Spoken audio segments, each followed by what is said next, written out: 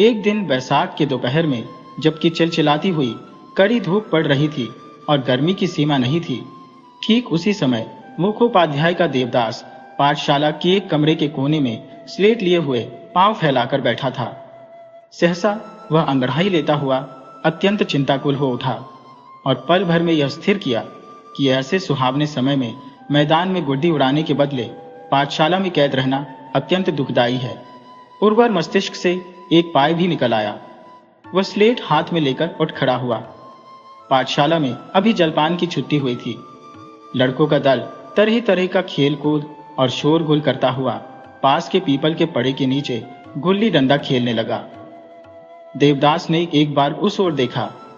जलपान की छुट्टी उसे नहीं मिलती थी, क्योंकि गोविंद पंडित ने कई बार यह देखा है कि एक बार पाठशाला के बाहर जाने पर फिर लौट आना देवदास बिल्कुल पसंद नहीं करता था। उसके पिता की भी आज्ञा नहीं थी। अनेक कारणों से यही निश्चय हुआ था कि इस समय से वह छात्र सरदार घोलों की देखभाल में रहेगा। एक कमरे में पंडिता जी दोपहर की थकावट दूर करने के लिए आंख मूंद कर सोए थे और छात्र सरदार भोलो एक कोने में हाथ पांव फैलाकर एक बेंच पर बैठा था और बीच बीच में खड़ी उपेक्षा के साथ कभी लड़कों के खेल को और कभी देवदास और पार्वती को देखता जाता था। पार्वती को पंडित जी के आश्रय और निरीक्षण में आए अभी कुल 1 महीना हुआ है। पंडित जी ने संभवतः इसी थोड़े समय में उसका खूब जी बहलाया था। इसी से एकाग्र मन से धैर्यपूर्वक सोए हुए पंडित जी का चित्र बोधोदय के अंतिम पृष्ठ पर स्याही से खींच रही थी और दक्ष चित्रकार की भांति विविध भाव से देखती थी कि उसके बड़े यत्न का वह चित्र आदर्श से कहां तक मिलता है। अधिक मिलता हो ऐसी बात नहीं थी, पर पार्वती को इसी से यथेष्ट आनंद और आत्मा संतुष्टि मिलती थी। इसी समय देवदास स्लेट हाथ में लेकर उठ खड़ा हुआ और भोलो को लक्ष्य करके कहा, सवाल हल नहीं होता। भोलो ने शांत और गंभीर मुख से कहा, कौन सा सवाल? इबारती स्लेट तो देखो। उसके सब काम स्लेट हाथ में लेने मात्र से हो जाते थे। देवदास उसके हाथ में स्लेट देकर पास में खड़ा हुआ। भोलो ये कहकर लिखने लगा कि एक मन तेल का दाम अगर 14 रुपए 9 आने 3 पाई होता है तो इसी समय एक घटना घटी। हाथ पांव से हीन बेंच के ऊपर छात्र सरदार अपनी पद मर्यादा के उपयुक्त आसन चुनकर यथानियम आज 3 वर्ष से बैठता आता है। उसके पीछे एक चूने का ढेर लगा हुआ था। इसे किसी समय पंडित जी ने सस्ती दर से खरीद कर रखा था। सोचा था कि दिन लौटने पर इससे एक पक्का मकान बनवाएंगे। कब वह दिन लौटेगा यह मैं नहीं जानता, परंतु उसे सफेद चूने को वे बड़े यत्न और सावधानी के साथ रखते थे। संसार से अनभिज अपरिणामदर्शी कोई दरिद्र बालक इसका एक क्षण भी नष्ट नहीं करने पाता था। इसीलिए प्रिय पात्र और अपेक्षाकृत व्यस्त भोलानाथ को इस संयत्न वस्तु की सावधानी पूर्वक रक्षा करने का भार मिला था और इसी से वह बेंच पर बैठकर उसे देखा करता था। भोलानाथ लिखता था, 1 मन तेल का दाम अगर 14 रुपए 9 आने 3 पाई है तो अरे बाप रे बाप। इसके बाद बड़ा शोरगुल मचा। पार्वती जोर से ठहाका मारकर ताली बजाकर जमीन पर लौट गई। सोए हुए गोविंद पंडित अपनी लाल लाल आंखें मींचते हुए घबराकर उठ खड़े हुए। देखा कि पैर के नीचे लड़कों का दल कतार बांधकर एक साथ हो हो शब्द करता हुआ दौड़ा चला जा रहा है और इसी समय दिखाई पड़ा कि टूटे बेंच के ऊपर एक जोड़ा पांव नाच रहा है और चूने में ज्वालामुखी का विस्फोट सा हो रहा है। चिल्लाकर पूछा, क्या है क्या है क्या है रे? उत्तर देने के लिए केवल पार्वती थी, पर वह उस समय जमीन पर लेटी हुई ताली बजा रही थी। पंडित जी का विफल प्रश्न क्रोध में परिवर्तित हो गया। क्या है क्या है क्या है रे? इसके बाद श्वेत मूर्ति भोलानाथ चूना ठेलकर खड़ा हुआ। पंडित जी ने और चिल्लाकर कहा, शैतान का बच्चा, तू ही है, तू ही उसके भीतर है। आ फिर?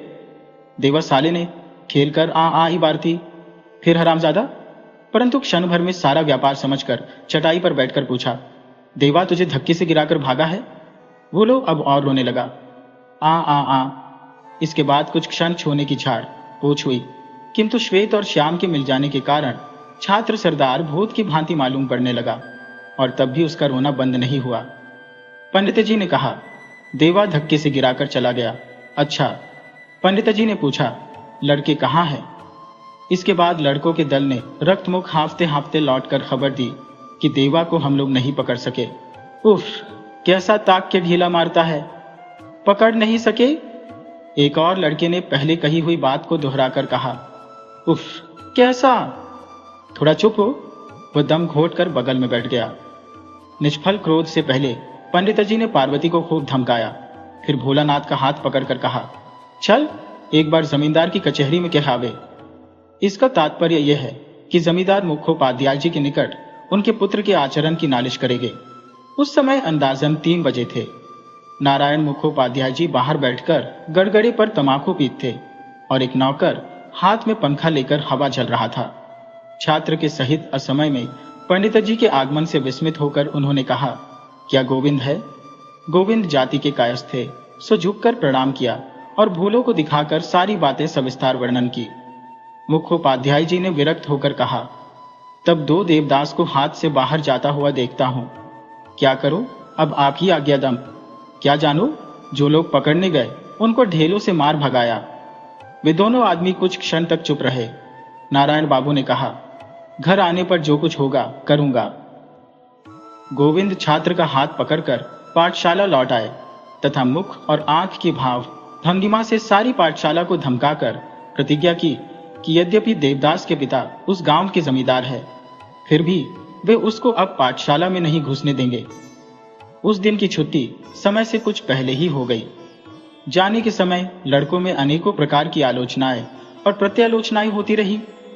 एक दो ने कहा, उफ, देवा कितना मजबूत है। दूसरे ने कहा, भूलों को अच्छा छकाया। उफ, कैसा ताक कर ढीला मारता था। एक दूसरे ने भोलों का पक्ष लेकर कहा, भोलो इसका बदला लेगा, देखना।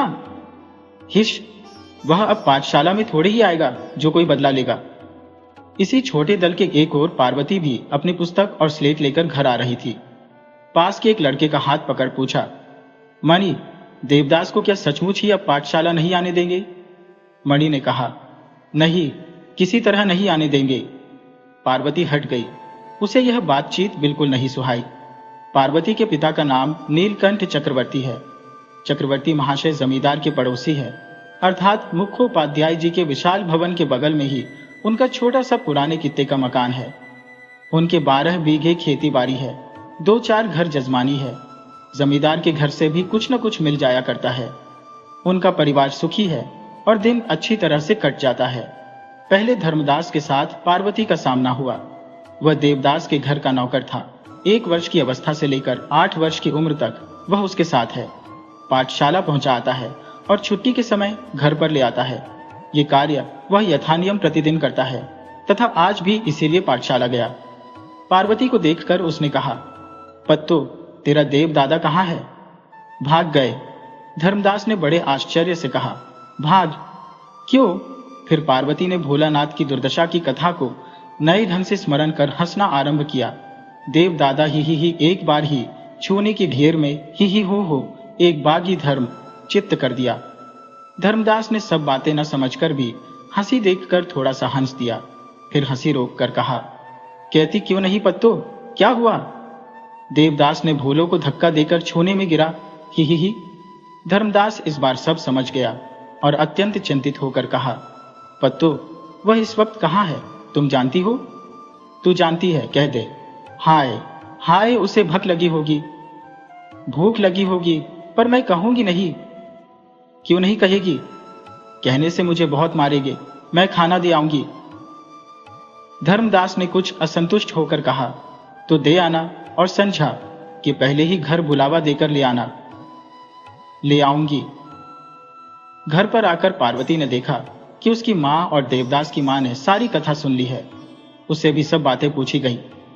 हंसकर गंभीर होकर उसे जो कुछ कहते बना उसने कहा। फिर आंचल में फरोही बांधकर वह जमींदार के एक बगीचे में घुसी। बगीचा उन लोगों के मकान के पास था और इसी में एक और एक बंसवाड़ी थी। वह जानती थी कि छिपकर तमाकू पीने के लिए देवदास ने इसी बंसवाड़ी के बीच एक स्थान साफ कर रखा है।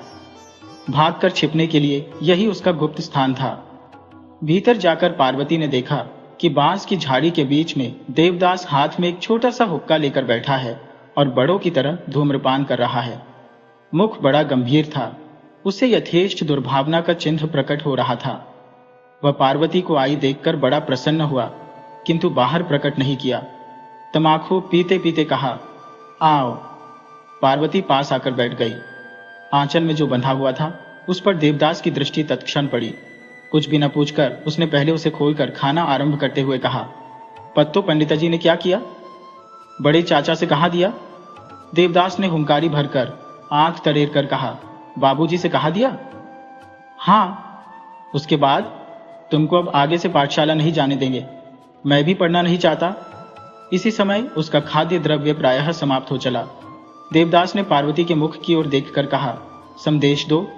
संदेश तो नहीं लाई हूं। पानी कहां पाऊंगी? देवदास ने विरक्त होकर कहा, कुछ नहीं है तो आई क्यों? जाओ पानी ले आओ। उसका रूखा स्वर पार्वती को अच्छा नहीं लगा। उसने कहा, मैं नहीं जा सकती, तुम जाकर पियाओ।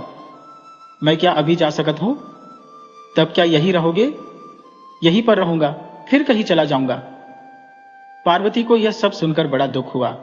देवदास का यह आपत्य वैराग्य देखकर और बातचीत सुनकर उसकी आंखों में जल भर आया। कहा, मैं भी चलूंगी। कहां? मेरे साथ? भला यह क्या हो सकता है? पार्वती ने फिर सिर हिलाकर कहा, चलूंगी।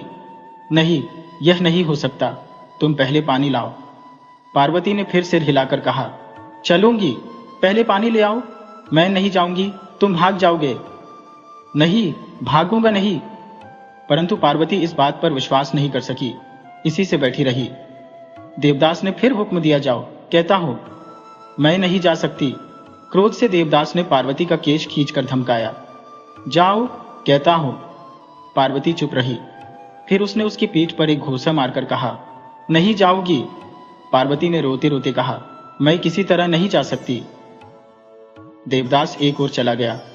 पार्वती भी रोते रोते सीधी देवदास के पिता के सम्मुख आकर खड़ी हो गई। मुखोपाध्याय जी पार्वती को बहुत रस व्यार करते थे। उन्होंने कहा, पत्तो, रोती क्यों है? देवदास ने मारा है। वह कहाँ है? इसी बंसीवाड़ी में बैठकर तमाकू पी रहे हैं। एक तो पंडित जी के आगमन से वह क्रोधित होकर बैठे थे। अब यह खबर पाकर वे एकदम आग बबूला हो गए। कहा, देवा तमाकू भी पीता है? हाँ, पीते हैं, बहुत दिनों से पीते हैं। बंसवाड़ी के बीच में उनका हुक्का छिपाकर रखा हुआ है। इतने दिन तक मुझसे क्यों नहीं कहा? देवदादा मारने को कहते थे। वास्तव में यह बात सत्य नहीं थी। कह देने से देवदास मार खाता, इसी से उसने यह बात नहीं कही थी। आज वही बात केवल क्रोध के वशीभूत होकर उसने कहा दी। इस समय उसी वयस केवल 8 वर्ष की थी। क्रोध अब भी अधिक था, किंतु इसी से उसकी बुद्धि विवेचना नितांत अल्प नहीं थी। घर जाकर वह बिछाने पर लेट गई और बहुत देर तक रोने धोने के बाद सो गई। उस रात को उसने खाना भी नहीं खाया। दूसरे दिन देवदास ने बड़ी मार खाई। उसे दिन भर घर में बंद रखा गया। फिर जब उसकी माता बहुत रोने धोने लगी, तब देवदास को छोड़ दिया गया। दूसरे दिन भोर के समय उसने भागकर पार्वती के घर की खिड़की के नीचे आकर खड़े होकर उसे बुलाया, पत्तो, पत्तो। पार्वती ने खिड़की खोलकर कहा, देवदादा। देवदास ने इशारे से कहा, जल्दी आओ। दोनों के एकत्र होने पर देवदास ने कहा, तुमने तमाकू पीने की बात क्यों कह दी? तुमने मारा क्यों? तुम पानी लेने क्यों नहीं गई?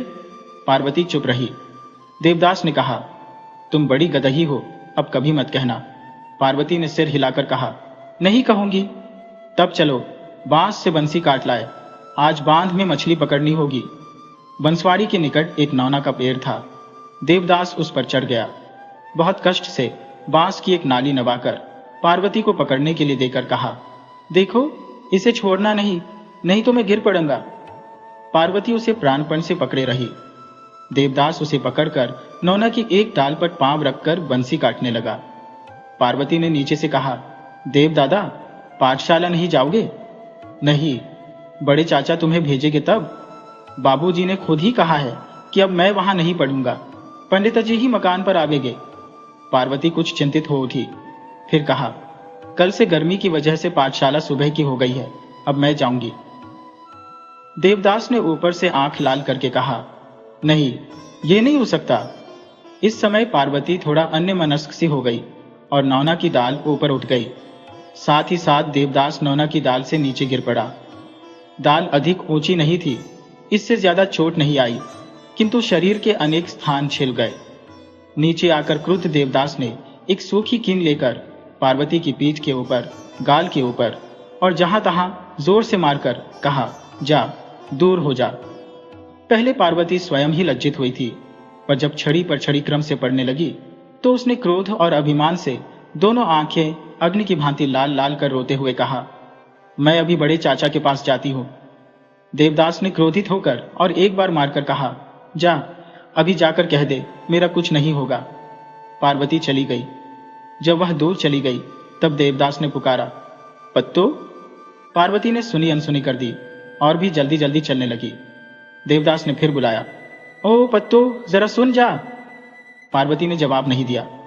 देवदास ने विरक्त होकर थोड़ा चिल्लाकर आप ही आप कहा, जाकर मरने दो। पार्वती चली गई। देवदास ने जैसे तैसे करके 2-1 बंसी काट ली। उसका मन खराब हो गया था। रोते रोते पार्वती मकान पर लौट आई। उसके गाल के ऊपर छड़ी के नीले दाग की सांट उभर आई थी। पहले ही उस पर दादी की नजर पड़ी। वे चिल्ला उठी, बार बे बाप, किसने ऐसा मारा है पत्तो? आंख मीचते मीचते पार्वती ने कहा, पंडिता जी ने। दादी ने उसे लेकर अत्यंत क्रुद्ध होकर कहा, चल तो एक बार नारायण के पास चले, वह कैसा पंडित है। हाय हाय, बच्ची के एकदम मार डाला। पार्वती ने पितामही के गले से लिपटकर कहा, चल। मुखोपाध्याय जी के निकट आकर पितामही ने पंडित जी के मृत पुरखा पुरखनियों को अनेकों प्रकार से भला बुरा कहकर तथा उनकी 14 पीढ़ियों के नरक में डालकर अंत में स्वयं गोविंद को बहुत तरह से गाली गुफ्ते देकर कहा, नारायण, देखो तो उसकी हिम्मत को, शूद्र होकर ब्राह्मण की कन्या के शरीर पर हाथ उठाता है, कैसा मारा है, एक बार देखो। यह कहकर वृद्धा गाल के ऊपर पड़े हुए नीले दाग को अत्यंत वेदना के साथ दिखाने लगी। नारायण बाबू ने तब पार्वती से पूछा, किसने मारा है पत्तो? पार्वती चुप रही। तब दादी ने और एक बार चिल्लाकर कहा, और कौन मारेगा सिवा उस गंवार पंडित के? क्यों मारा है? पार्वती ने इस बार भी कुछ नहीं कहा। मुखोपाध्याय महाशय ने समझा कि किसी कसूर पर मारा है, लेकिन इस तरह मारना उचित नहीं। प्रकट में भी यही कहा। पार्वती ने पीठ खोलकर कहा, यहां भी मारा है। पीठ के दाग और भी स्पष्ट तथा गहरे थे। इस पर वे दोनों ही बड़े क्रोधित हुए। पंडिता जी के बुलाकर कैफियत तलब की जाएगी। मुखोपाध्याय जी ने यही अपनी राय जाहिर की। इस प्रकार स्थिर हुआ कि ऐसे पंडित के निकट लड़के लड़कियों को भेजना उचित नहीं। यह निश्चित सुनकर पार्वती प्रसन्नता पूर्वक दादी की गोद में चढ़कर घर लौट आई। घर पहुंचे पर पार्वती माता की जिरह में पड़ी। उन्होंने बैठकर पूछा, क्यों मारा है? पार्वती ने कहा, झूठ ही मूठ मारा है। माता ने कन्या का कान खूब जोर से मलकर कहा, झूठ मूठ कोई मार सकता है? उसी समय दालान से सास जा रही थी। उन्होंने घर की चौखट के पास आकर कहा, बहू, मां होकर भी तुम झूठ मूठ मार सकती हो और वह निगोड़ा नहीं मार सकता। बहू ने कहा, झूठ मूठ कभी नहीं मारा है, बड़ी भली लड़की है, जो कुछ नहीं किया और उन्होंने मारा। सास ने विरक्त होकर कहा, अच्छा यही सही, पर इसे मैं पाठशाला नहीं जाने दूंगी। लिखना पढ़ना नहीं सीखेगी? क्या होगा सीख कर बहू, एक आध चिट्ठी पत्री लिख लेना, रामायण महाभारत पढ़ लेना ही काफी है। फिर तुम्हारी पत्तों को न जजी करनी है और न वकील होना है। अंत में बहू चुप हो गई। उस देवदास ने बहुत डरते डरते घर में प्रवेश किया। पार्वती ने आदि अंत तक सारी घटना अवश्य ही कह दी होगी, इसमें उसे कोई संदेह नहीं था। परंतु घर आने पर उसका लेशमात्र भी आभास न मिला। वरन मां से सुना कि आज गोविंद पंडित जी ने पार्वती के खूब मारा है। इसी से अब वह भी पाठशाला नहीं जाएगी। इस आनंद की अधिकता से वह भली भांति भोजन भी नहीं कर सका। किसी तरह झटपट खा पी कर दौड़ा हुआ पार्वती के पास आया और हाफते हाफते कहा, तुम अब पाठशाला नहीं जाओगी? नहीं। कैसे? मैंने कहा कि पंडित जी मारते हैं। देवदास एक बार हंसा, उसकी पीठ ठोक कर कहा कि उसके समान बुद्धिमती इस पृथ्वी पर दूसरी नहीं है। फिर उसने धीरे धीरे पार्वती के गाल पर पड़े हुए नीले दाग ही संयत्न परीक्षा कर निश्वास फेंक कर कहा, आहा। पार्वती ने थोड़ा हंसकर उसके मुख की ओर देखकर कहा, क्यों, बड़ी चोट लगी ना पत्तो? पार्वती ने सिर हिलाकर कहा, हो, तुम क्यों ऐसा करती हो? इसी से तो क्रोध आता है और इसीलिए मारता भी हो। पार्वत की आंखों में जल भर आया। मन में आया कि पूछे कि क्या करे, परंतु पूछ नहीं सकी। देवदास ने उसके माथे पर हाथ रखकर कहा, अब ऐसा कभी नहीं करना। अच्छा। पार्वती ने सिर हिलाकर कहा, नहीं करूंगी। देवदास ने और बार पीठ ठोक कर कहा, अच्छा, तब मैं कभी तुमको नहीं मारूंगा। दिन पर दिन बीतता जाता था और इन दोनों बालक बालिकाओं के आनंद की सीमा नहीं थी। सारे दिन वे इधर उधर घूमा करते थे। संध्या के समय लौटने पर डांट डपट के अतिरिक्त मारपीट भी खूब पड़ती थी। फिर सुबह होते ही घर से निकल भागते थे और रात को आने पर मारपीट और घुड़की सहते थे। रात में सुख की नींद सोते, फिर सवेरा होते ही भागकर खेल कूद में जा लगते।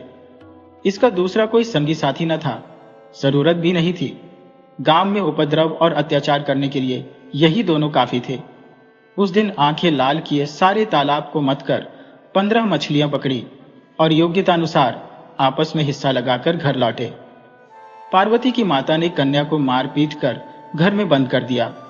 देवदास के विषय में ठीक नहीं जानता, क्योंकि वह इन सब बातों को किसी प्रकार प्रकट नहीं करता। जब पार्वती रो रही थी उस समय 2 या 2:30 बजे थे। देवदास ने आकर एक बार खिड़की के नीचे से बहुत मीठे स्वर से बुलाया, पत्तो, ओ पत्तो। पार्वती ने संभवतः सुना, किंतु क्रोधवश उत्तर नहीं दिया। तब उसने एक निकटवर्ती चंपा के पेड़ पर बैठकर सारा दिन बीता दिया। संध्या के समय धर्मदास समझा बुझाकर बड़े परिश्रम से उसे उतारकर घर पर लाया। यह केवल उस दिन हुआ।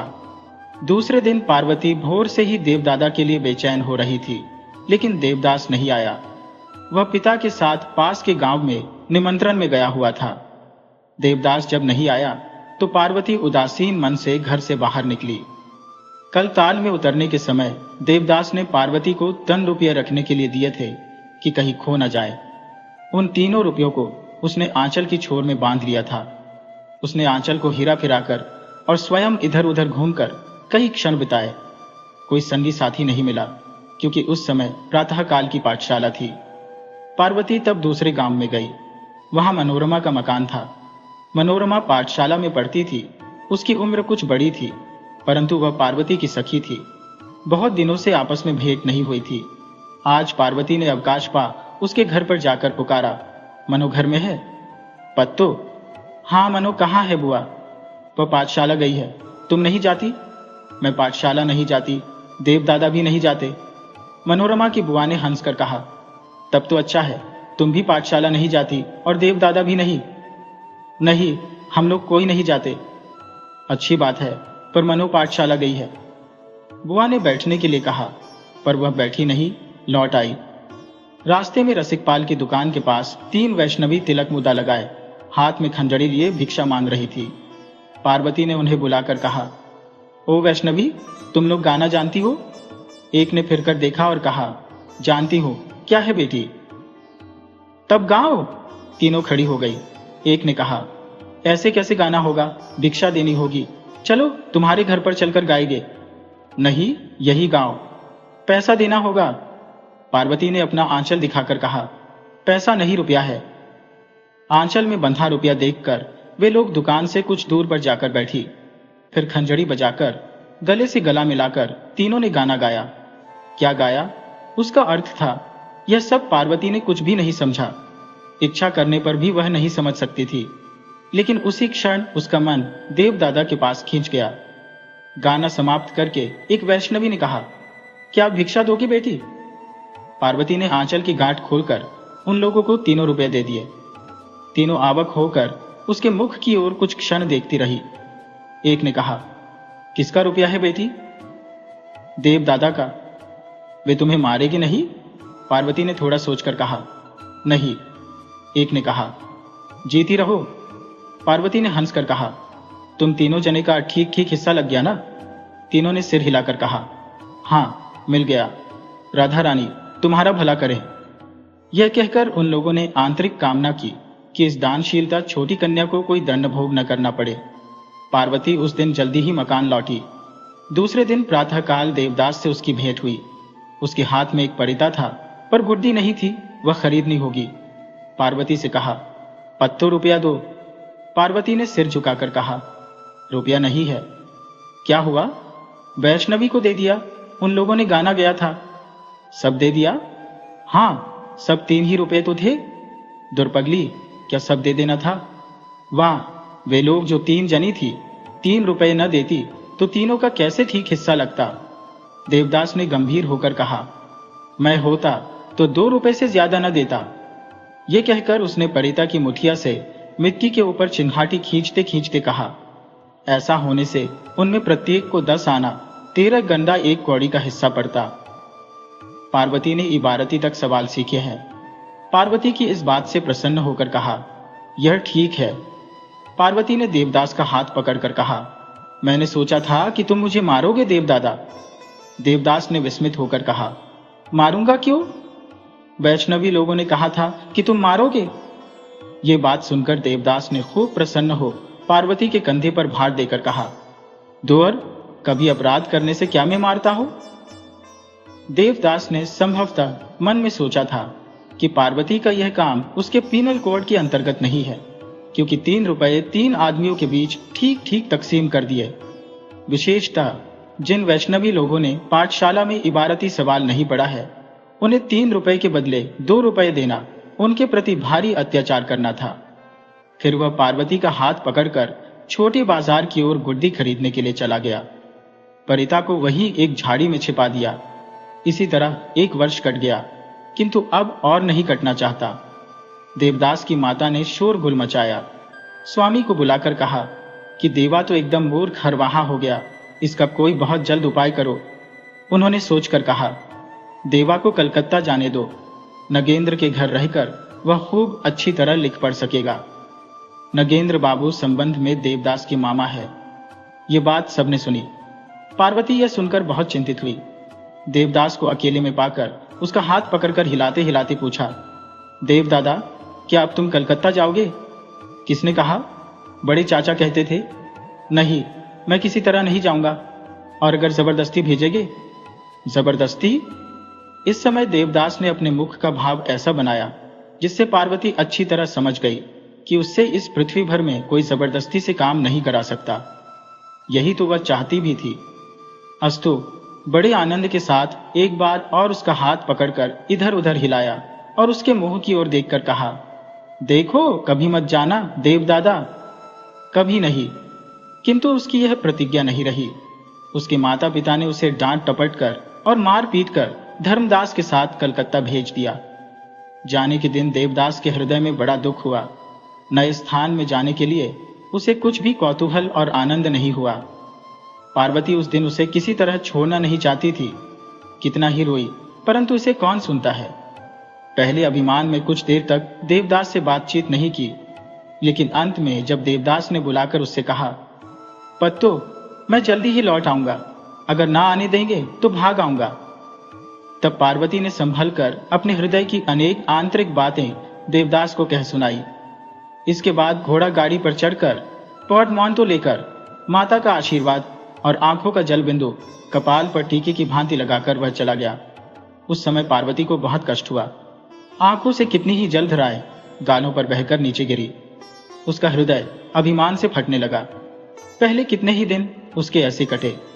इसके बाद एक दिन प्रातःकाल उठकर उसने सोचा कि सारे दिन उसके पास कोई काम करने को नहीं है।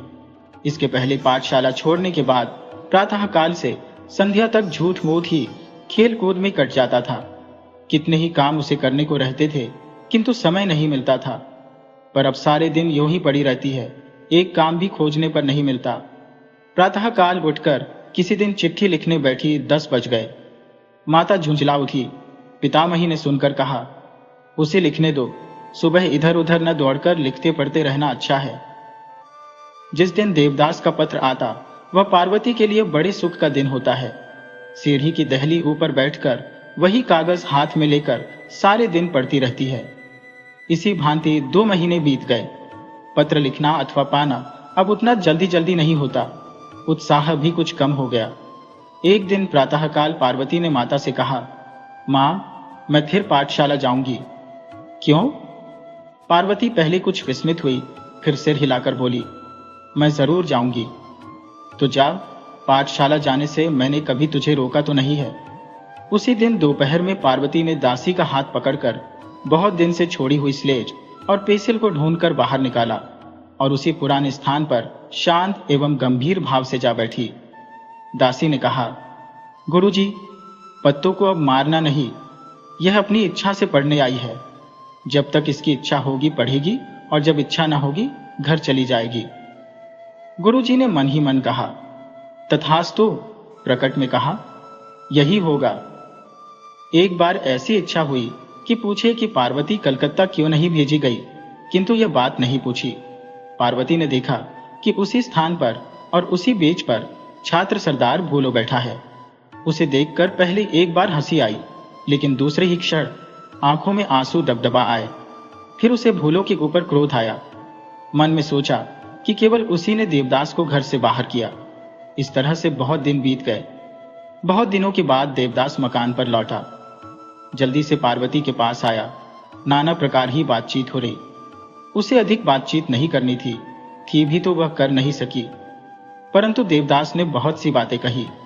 प्रायः सभी कलकत्ता की बातें थी। गर्मी की छुट्टी बीत गई। देवदास फिर कलकत्ता गया। इस बार भी रोना धोना हुआ, परंतु पिछली बार सी उसमें वह गंभीरता नहीं थी। इस तरह 4 वर्ष बीत गए। इन कई वर्षों में देवदास के स्वभाव में इतना परिवर्तन हुआ, जिसे देखकर पार्वती ने कई बार छिपे छिपे आंसू गिराए। इसके पहले देवदास में जो ग्रामीण दोष थे, वे शहर में रहने से एक बारगी दूर हो गए। अब उसे डासन शू, अच्छा सा कोट, पैट, टाई, छड़ी, सोने की चेन और घड़ी, गोल्डन फ्रेम का चश्मा आदि के न होने से बड़ी लज्जा लगती है। गांव की नदी के तीर पर घूमना अब उसे अच्छा नहीं लगता, और बदले में हाथ में बंदूक लेकर शिकार खेलने में विशेष आनंद मिलता है।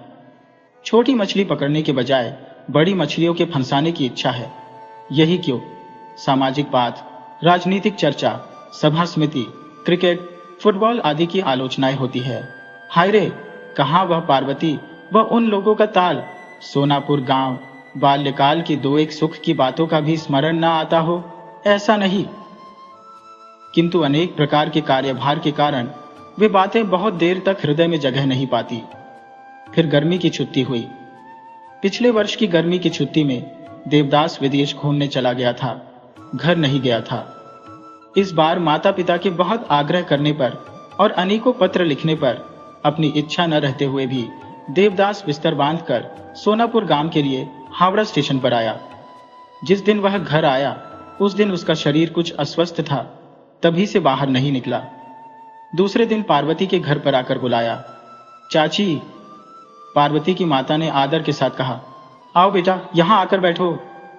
चाची के साथ कुछ क्षण बातचीत करने पर पूछा, पत्तू कहाँ है चाची? वही ऊपर वाली कोठरी में है। देवदास ने ऊपर जाकर देखा कि पार्वती संजाप्ती दे रही है। बुलाया, पत्तो। पहले पार्वती चमत्कृत हो उठी, फिर प्रणाम करके बगल में हटाकर खड़ी हो गई। ये क्या होता है पत्तो? इस बात के कहने की आवश्यकता नहीं थी, इसी से पार्वती चुप रही। फिर देवदास ने लजाकर कहा, जाता हूं, संध्या हो गई, शरीर अच्छा नहीं है। देवदास चला गया। पार्वती ने इस साल 13वें वर्ष में पांव रखा है। दादी यह कहती है, इसी उम्र में शारीरिक सौंदर्य अकस्मात मानो कहीं से आकर किशोरी से सर्वांग को छा लेता है। आत्मीय स्वजन सहसा एक दिन चमत्कृत होकर देखते हैं कि उनकी छोटी कन्या अब बड़ी हो गई है। उसके विवाह की तब छटपटी पड़ती है। चक्रवर्ती महाशय के घर में आज कई दिनों से इन्हीं सब बातों की चर्चा हो रही है। माता इसके लिए बड़ी चिंतित हो रही थी। बात बात में वह पति को सुनाकर कहती कि अब पत्तों को अधिक दिन तक अविवाहित रखना उचित नहीं है। वे लोग बड़े आदमी नहीं है। उन लोगों को एकमात्र यही भरोसा है कि कन्या अनुपम सुंदरी है। संसार में यदि रूप की प्रतिष्ठा है तो पार्वती के लिए अधिक चिंता न करनी पड़ेगी। और भी एक बात है जिसे यहीं पर कह देना उचित है। चक्रवर्ती परिवार को कन्या के विवाह के लिए आज तक कोई विशेष चिंता नहीं करनी पड़ी है। हाँ, पुत्र के विवाह के लिए अवश्य करनी पड़ती है। कन्या के विवाह में दहेज ग्रहण करते थे, पुत्र के विवाह में दहेज देकर कन्या घर ले आते थे। किंतु नीलकंठ स्वयं इस प्रथा को बहुत घृणा से देखते थे। उनकी यह तनिक भी इच्छा नहीं थी कि कन्या को बेचकर धनोपार्जन करे। पार्वती की मां इस बात को जानती थी, इसी से कन्या के विवाह हो। उसे यह स्वर में भी विश्वास नहीं होता था कि मेरी यह आशा दुराशा मात्र है। वह सोचती थी कि देवदास से अनुरोध करने पर कोई रास्ता निकल आएगा। संभवतः यही सोचकर नीलकंठ की माता ने देवदास की मां से इस प्रकार यह चर्चा छेड़ी। आहा बहू, देवदास और मेरी पत्तों में जैसा स्नेह है वह ढूंढे से भी कहीं नहीं मिल सकता। देवदास की मां ने कहा, भला ऐसा क्यों ना होगा चाची, वे दोनों भाई बहन की तरह पलकर इतने बड़े हुए हैं। हाँ बहू, यह मैं भी समझती हूँ। देखो ना, जब देवदास कलकत्ता गया था तो पत्तू सिर्फ 8 बरस की थी। परसी अवस्था में वह उसकी चिंता करते करते सूख कर कांटा हो गई।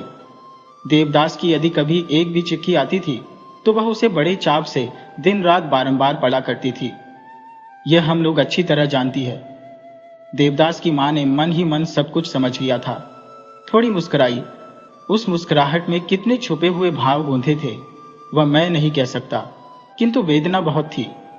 वे सभी बातें जानती थी, साथ ही पार्वती को हृष्टव्यार भी करती थी, किंतु वह कन्याओं के बेचने और खरीदने वाले घर की लड़की थी, फिर घर के पास ही कुटुंब था, अतएव ऐसे के साथ विवाह संबंध होना ठीक नहीं था।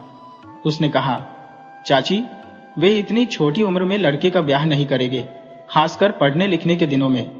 इसी से वे मुझसे कहते थे कि बड़े लड़के द्विजदास का बचपन में ब्याह कर देने से बड़ी हानि हुई, लिखना पढ़ना एक बार की छूट गया।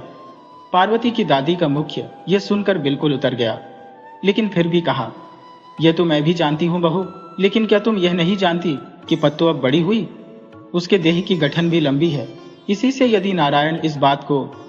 देवदास की मां ने बात काट कर कहा, नहीं चाची, मैं ये बात उनसे नहीं कह सकूंगी। तुम ही कहो, मैं किस मुंह से इस वक्त उनसे यह बात कहूं। यह बात यही समाप्त हो गई। परंतु स्त्रियों के पेट में भला कभी बात पचती है। जब स्वामी भोजन करने के लिए बैठे तो देवदास की मां ने कहा, पार्वती की दादी उसके ब्याह की बातचीत करती थी। स्वामी ने मुंह ऊपर उठाकर कहा, हाँ, अब पार्वती भी इस योग्य हो गई है, अब उसका विवाह कर देना ही उचित है। यही तो आज वह कह रही थी कि अगर देवदास ने साथ उसका। स्वामी ने भौं चढ़ाकर कहा, तो तुमने क्या कहा। मैं क्या कहती, दोनों में बड़ा स्नेह है, पर इसी से क्या कन्या के बेचने खरीदने वाले चक्रवर्ती घराने की लड़की लाऊंगी, फिर घर के पास ही घर ठहरा। छी छी। स्वामी ने संतुष्ट होकर कहा, ठीक है, क्या घराने का नाम हंसाऊंगा, इन सब बातों पर कान नहीं देना। गृहिणी ने एक सूखी हंसी हंसकर कहा, नहीं, मैं इन सब बातों पर कान नहीं देती, पर तुम भी यह मत भूल जाना। स्वामी ने गंभीर मुख से बात का कौर उठाते हुए कहा, ऐसा होता तो इतनी बड़ी जमींदारी कभी की फूंक गई होती। जब वैवाहिक प्रस्ताव की अस्वीकृति की बात नीलकंठ के कानों में पहुंची तो उन्होंने मां को बुलाकर बड़े तिरस्कार के साथ कहा, मां, तुम क्यों ऐसी बात कहने गई। मां चुप रही। नीलकंठ ने कहा, कन्या के ब्याह के लिए हम लोग किसी के पांव नहीं पड़ते, बल्कि कितने ही लोग हम लोगों के पांव पड़ते हैं। मेरी लड़की कुरूपा नहीं है। देखो, तुम लोगों से कह देता हो कि 1 हफ्ते के भीतर ही संबंध ठीक कर लूंगा, ब्याह के लिए क्या सोच करना। किंतु जिसके लिए पिता ने इतनी बड़ी बात कही थी उससे उसके सिर पर बिजली सी गिरी। लड़कपन ही से यही धारणा थी कि देवदास पर एकमात्र उसी का अधिकार है। अधिकार किसी ने उसके हाथ में सौंपा हो, ये बात नहीं थी। पहले स्वयं भी इसे अच्छी तरह समझ नहीं सकी। अनजाने में ही उसके अधीर मन से दिनों दिन इस अधिकार को अति नीरवता एवं दृढ़ता के साथ अपनाकर प्रतिष्ठित किया था। अब तक यद्यपि उसका बाहरी रूप आंखों से वह नहीं देख सकी, तथापि आज उसको बेहाथ होते देखकर उसके सारे हृदय में एक भारी तूफान सा उठने लगा। किंतु देवरदास के संबंध में यह बात कहना ठीक नहीं। लड़कपन में पार्वती के ऊपर जो दखल पाया था उसका उसने पूर्ण रूप से उपभोग किया, परंतु कलकत्ता जाकर कामकाज की भीड़ और अन्याय और आमोद प्रमोद में फंसकर वह पार्वती को बहुत कुछ भूल गया। लेकिन वह यह नहीं जानता कि पार्वती अपने उसी अपरिवर्तित ग्राम्य जीवन में निष्दिन केवल उसी का ध्यान किया करती है।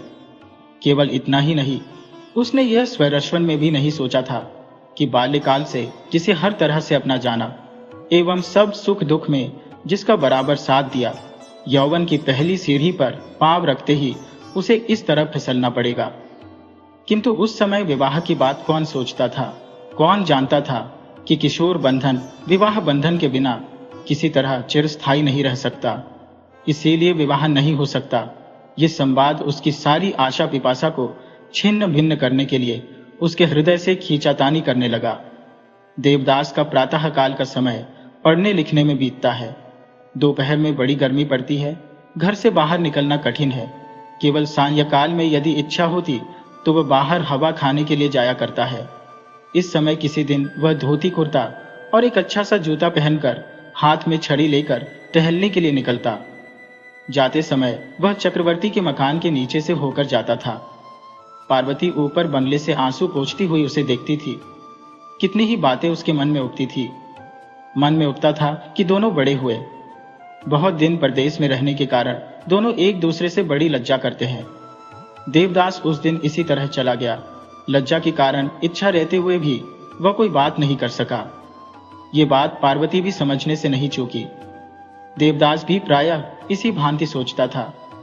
बीच बीच में उसके साथ बातचीत करने और देखने के लिए इच्छा भी होती थी, किंतु साथ ही यह भी ख्याल होता था कि क्या यह अच्छा दिखेगा। यहाँ कलकत्ता का वह कोलाहल नहीं है, वह आमोद प्रमोद, थिएटर और गाना बजाना नहीं है। इसीलिए उसे केवल उसके बचपन की बातें याद आती है। मन में प्रश्न उठता था कि क्या यह पार्वती वही पार्वती है। पार्वती मन में सोचती कि क्या यह देवदास बाबू वही देवदास है। देवदास अब प्रायः चक्रवर्ती के मकान की ओर नहीं जाता। किसी दिन वह आंगन में खड़ा होकर बुलाता, छोटी चाची क्या करती हो। छोटी चाची कहती है, यहां आकर बैठो। देवदास कहता, नहीं रहने दो चाची, मैं थोड़ा घूमने जा रहा हूं। पार्वती किसी दिन ऊपर रहती और किसी दिन देवदास के सामने पड़ जाती थी। वह जब छोटी चाची के साथ बातचीत करने लगता तो पार्वती धीरे से खिसक जाती थी। सायंकाल के बाद देवदास के घर में दिया जलता था। ग्रीष्मकाल की खुली हुई खिड़की से पार्वती बहुत देर तक उसी ओर देखा करती थी, किंतु सिवा उस दीप प्रकाश के और कुछ नहीं देख पाती थी। पार्वती सदा से आत्माभिमानी है। वह जो यंत्रणा सहन कर रही है, उसके तिल मात्र की भी किसी को थाह न देने की उसकी आंतरिक चेष्टा रहती है। और फिर किसी से कहने सुनने में लाभ ही क्या। सहानुभूति सहन नहीं हो सकती और तिरस्कार लांछना, इससे तो मर जाना ही अच्छा है। पिछले वर्ष मनोरमा का विवाह हुआ, किंतु वह ससुराल नहीं गई। इसी से बीच बीच में वह पार्वती से मिलने आ जाया करती थी। पहले दोनों सखियों में ये सभी बातें घुल घुल कर होती थी, पर अब वह बात नहीं है। पार्वती उसका साथ नहीं देती। वह या तो ऐसी बातों के छेड़ने पर चुप ही रहती है या टाल मटोल कर जाती है। पार्वती के पिता कल रात घर लौटे। इधर कई दिनों से वह वर ढूंढने गए थे। अब विवाह की सब बातचीत पक्की करके घर लौटे हैं। प्रायः 20-25 कोस की दूरी पर बर्दवान जिला के हाथीपोता गांव के जमींदार के साथ विवाह का होना स्थिर कर आए हैं। उसकी आर्थिक दशा अच्छी है। उम्र 40 वर्ष से कुछ कम ही है। गत वर्ष पहली स्त्री का स्वर्गवास हुआ है, इसीलिए दूसरा विवाह कर रही है। इस समाचार से कुटुंबियों में किसी को आनंद नहीं हुआ, वरन दुख ही पहुंचा। फिर भी भुवन चौधरी से सब मिलाकर 2-3 हजार रुपए की प्राप्ति थी। इसी से सब स्त्रियां चुप हो रही। एक दिन दोपहर के समय जब देवदास चौकी में भोजन करने को बैठा तो मां ने पास बैठकर कहा, तुका विवाह है। देवदास ने मुंह उठाकर पूछा, कब? इसी महीने में। कलवर खुद आकर कन्या को देख गया है। देवदास ने कुछ विस्मित होकर कहा, क्या? मैं तो कुछ नहीं जानता मां। तुम कैसे जानोगे? वह दुहेजु है, अवस्था कुछ अधिक है, पर घर का धनी है। पत्तों खाने पीने से सुखी रहेगी। देवदास गर्दन नीची कर भोजन करने लगा। उसकी मां ने फिर कहना आरंभ किया, उन लोगों की इच्छा थी कि इसी घर में ब्याह हो।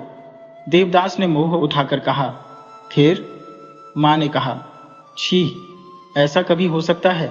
एक तो वे लोग कन्या बेचने खरीदने वाले, दूसरे घर के पड़ोस में, फिर ऐसे छोटे घराने में। छी छी। ये कहकर मां ने ओठ सिकोड़ा। देवदास ने भी इसे देखा। कुछ देर चुप रहने के बाद मां ने फिर कहा, तुम्हारे बाबूजी से भी मैंने कहा था। देवदास ने पूछा, बाबूजी ने क्या कहा? और क्या कहेंगे, यही कहा कि क्या इतने बड़े वंश का सिर नीचा करेंगे।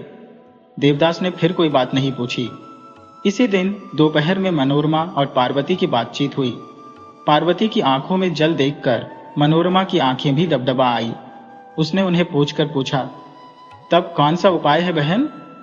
पार्वती ने आंखें पूछकर कहा, क्या तुमने अपने वर को पसंद करके विवाह किया था? मेरी बात दूसरी है। मुझे पसंद भी नहीं था और नापसंद भी नहीं है। इसी से मुझे कोई कष्ट भी नहीं है। पर तुम अपने पांव में आप कुठार मारती हो बहन।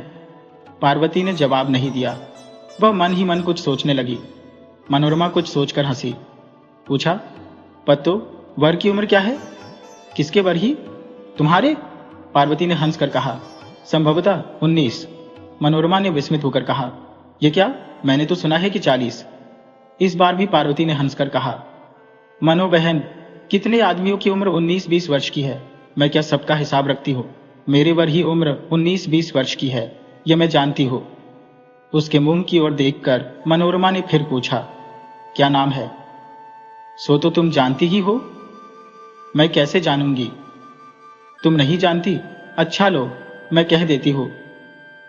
जरा हंसकर गंभीरता के साथ पार्वती ने उसके कान के पास अपना मुंह लगाकर कहा, नहीं जानती श्री देवदास।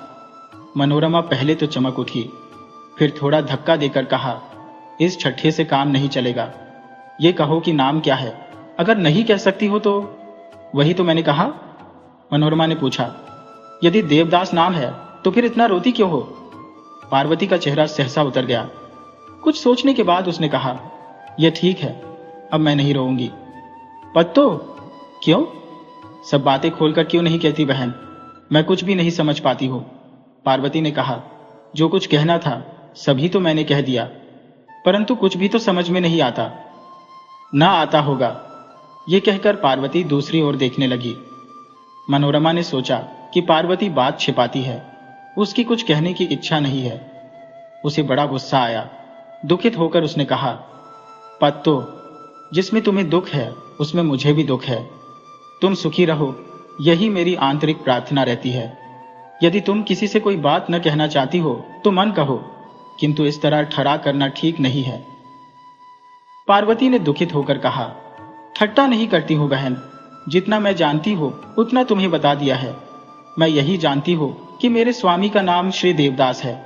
उम्र 19 या 20 वर्ष है, यही बात तुमसे भी कही है।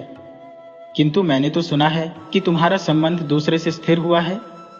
स्थिर और क्या होगा? दादा का तो अब किसी के साथ ब्याह होगा, नहीं होगा तो मेरे साथ ना। मैंने तो ऐसी कोई खबर नहीं सुनी है। मनोरमा ने जो कुछ सुना था वह कहने लगी। पार्वती ने बाधा देकर कहा, यह सब मैंने भी सुना है। तब क्या देवदास तुमको? क्या मुझको? मनोरमा ने हंसी दबाकर कहा, तब जान पड़ता है स्वयंवर हुआ है। छिपे छिपे सब बातचीत पक्की हो गई है। कच्ची पक्की यहां कुछ नहीं हुई है। मनोरमा ने व्यथित स्वर में कहा, तू क्या कहती है? पत्तो कुछ भी समझ में नहीं आता। पार्वती ने कहा, तब देवदास से पूछकर मैं तुमको समझा दूंगी। क्या पूछोगी? वह तुमसे ब्याह करेगी कि नहीं? पार्वती ने सिर हिलाकर कहा, हाँ यही। मनोरमा ने बड़े आश्चर्य के साथ पूछा, क्या कहती हो पत्तो? क्या तुम स्वयं पूछोगी? इसमें क्या दोष है बहन? मनोरमा अवाक हो गई, बोली, क्या कहती हो? स्वयं? हाँ, स्वयं नहीं तो और मेरी ओर से कौन पूछेगा? लाज नहीं लगेगी? लाज क्यों लगेगी? तुमसे कहने में क्या मैंने लज्जा की है? मैं स्त्री हो, तुम्हारी सखी हो, किंतु वे तो पुरुष है पत्तो। इस पर पार्वती हंस पड़ी। कहा, तुम सखी हो, तुम अपनी हो, किंतु वे क्या दूसरे हैं? जो बात तुमसे कह सकती हो, क्या वही बात उनसे नहीं कह सकती? मनोरमा अवाक होकर उसके मुंह की ओर देखने लगी। पार्वती ने हंसकर कहा, मानो बहन, तुम झूठ ही माथे में सिंदूर पहनती हो। यह भी नहीं जानती कि किसको स्वामी कहते हैं। वे मेरे स्वामी न होने पर भी मेरी लज्जा के स्वामी है। उनसे ऐसा करने के पहले ही मैं मर न जाऊंगी। इसे छोड़, जो मनुष्य मरने पर उतारू है, क्या वह यह देखता है कि विष कड़वा है या मीठा? उनसे मेरा कोई भी पर्दा नहीं है। मनोरमा उसके मुंह की ओर देखती रही। कुछ देर बाद पूछा, उनसे क्या कहोगी? ये कहोगी कि मुझे अपने चरणों में स्थान दो? पार्वती ने सिर हिलाकर कहा, ठीक यही कहूंगी बहन। और यदि वे स्थान न दे? इसके बाद पार्वती कुछ देर तक चुप रही, फिर कहा, उस समय की बात नहीं जानती। घर लौटते समय मनोरमा ने मन ही मन सोचा, धन्य साहस, धन्य हृदय बल। यदि मैं मर भी जाऊं तो भी यह बात मुंह से कभी निकाल नहीं सकती। बात सत्य है। इसी से तो पार्वती ने कहा कि यह माथे में सिंदूर और हाथ में चूड़ी पहनना व्यर्थ है। लगभग 1 बजे रात का समय है। तब भी मलिन ज्योत्सना आकाश के अंग से लिपटी हुई है। पार्वती चादर से सिर से पैर तक अपने अंग को ढककर दबे 5 सीढ़ी से नीचे उतर आई। चारों ओर आंख खोलकर देखा, कोई जाग तो नहीं रहा है। फिर दरवाजा खोलकर नीरव पथ में आकर खड़ी हुई। गांव का मार्ग एकदम निस्तब्ध, एकदम निर्जन था। किसी से भेंट होने की आशंका नहीं थी। वह बिना किसी रुकावट के जमींदार के मकान के सामने आकर खड़ी हुई। ड्योढ़ी पर वृद्ध दरबान कृष्ण सिंह खाट बिछा तुलसीकृत रामायण पढ़ रहे थे। पार्वती को प्रवेश करते देखकर उसने नेत्र नीचे किए ही पूछा, कौन है? पार्वती ने कहा, मैं। दरबान जी ने समझा कि कोई स्त्री है। दासी समझकर फिर कोई प्रश्न नहीं किया और गा गा कर रामायण पढ़ने में निमग्न हो गए। पार्वती चली गई। गर्मी के कारण बाहरी आंगन में कई नौकर सो रहे थे। उनमें से कितने ही पूर्ण निद्रित और कितने ही अर्ध जागृत थे। नींद की झोंक में एकाध ने पार्वती को जाते देखा, लेकिन दासी समझकर किसी ने कुछ रोक टोक नहीं की। पार्वती निर्विघ्न सीढ़ी से होकर ऊपर कोठे पर चली गई। इस घर का एक एक कमरा और एक एक कोना उसका जाना हुआ था। देवदास के कमरे को पहचानने में उसे जरा भी देर नहीं लगी। किवाड़ खुला हुआ था और भीतर एक दीपक जल रहा था। पार्वती ने भीतर आकर देखा, देवदास पलंग पर सो रहे हैं। सिर के पास उस समय भी एक पुस्तक खुली पड़ी थी। इससे जान पड़ता है कि वह अभी ही सोए है। दिए की टेम को तेज कर चुपचाप देवदास के पांव के पास आकर बैठ गई। केवल दीवार पर टंगी हुई घड़ी टन टन शब्द करती है। इसे छोड़कर सभी सो रहे हैं। सभी जगह सन्नाटा छाया हुआ है। पाम के ऊपर हाथ रखकर पार्वती ने धीरे से कहा, देव दादा। देवदास ने नींद की झोंक में सुना कि कोई उसे बुला रहा है। उसने उसी तरह लेटे हुए बिना आंख खोले कहा, हो देव दादा। इस बार देवदास आंख मीचते हुए उठ बैठे। पार्वती के मुंह पर घूंघट नहीं था। घर में दीपक तीव्र ज्योति से जल रहा था। देवदास ने सहज ही पहचान लिया, किंतु फिर भी उसे पहले विश्वास नहीं हुआ। पूछा, ये क्या पत्तो? देवदास ने घड़ी की ओर देखा। विस्मय पर विस्मय बढ़ता गया। इतनी रात में? पार्वती ने कोई उत्तर नहीं दिया। वह मुंह नीचे किए बैठी रही। देवदास ने फिर पूछा, इतनी रात में क्या घर से अकेली आई हो? पार्वती ने कहा, हाँ। देवदास ने उद्विग्न, आशंकित और कलंकित होकर पूछा, कहो, क्या रास्ते में डर भी नहीं मालूम हुआ? पार्वती ने मीठी हंसी हंसकर कहा, मुझे भूत का भय नहीं लगता। भूत का भय नहीं करती तो आदमी का भय तो करती हो, क्यों आई? पार्वती ने कोई उत्तर नहीं दिया, किंतु मन ही मन कहा कि इस समय मुझे उसका भी डर नहीं है।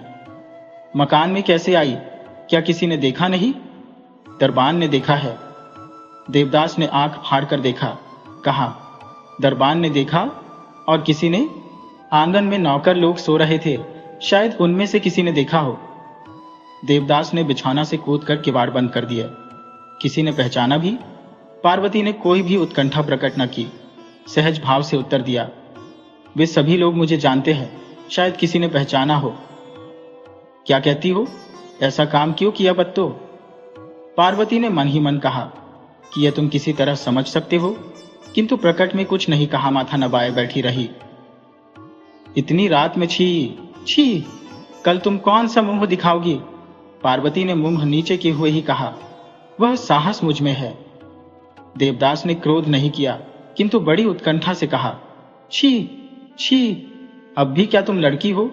यहां पर इस तरह आते हुए क्या तुम्हें कुछ लज्जा मालूम नहीं हुई? पार्वती ने सिर हिलाकर कहा, कुछ भी नहीं।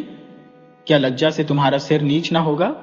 यह प्रश्न सुनकर पार्वती ने तीव्र किंतु करुण दृष्टि से देवदास के मुख की ओर कुछ क्षण देखकर निस्संकोच होकर कहा, सिर तो तब नीचा होता अगर मैं यह अच्छी तरह से न जानती होती कि तुम मेरी सारी लज्जा को ढंक दोगे। देवदास ने विस्मित एवं हतबुद्धि होकर कहा, किंतु मैं कैसे मुंह दिखा सकूंगा? पार्वती ने उसी भांति अविचलित कंठ से कहा, तुम? किंतु तुम्हारा क्या हो सकता है देवदादा? थोड़ी देर चुप रहने के बाद उसने फिर कहा, तुम पुरुष हो, आज नहीं तो कल तुम्हारे कलंक की बात सब अवश्य भूल जाएंगे। 2 दिन के बाद किसी से इसका ध्यान भी नहीं रहेगा कि कब किस रात में हतभागिनी पार्वती सब कुछ तुच्छ समझकर तुम्हारे पदरज में लीन होने आई थी। यह क्या पत्तो? और मैं? मंत्रमुग्ध की भांति देवदास ने कहा, और तुम मेरे कलंक की बात कहते हो? नहीं, मुझे कलंक नहीं लगेगा। तुम्हारे पास मैं छिपे छिपे आई, यदि यह कहकर मेरी निंदा होगी तो वह निंदा मुझे नहीं लग सकती। यह क्या पत्तो, रोती हो? देवदादा, नदी में इतना जल भरा हुआ है, क्या इतने जल में भी मेरा कलंक नहीं धुल सकता? सहसा देवदास ने पार्वती के दोनों हाथ पकड़ लिए और कहा, पार्वती।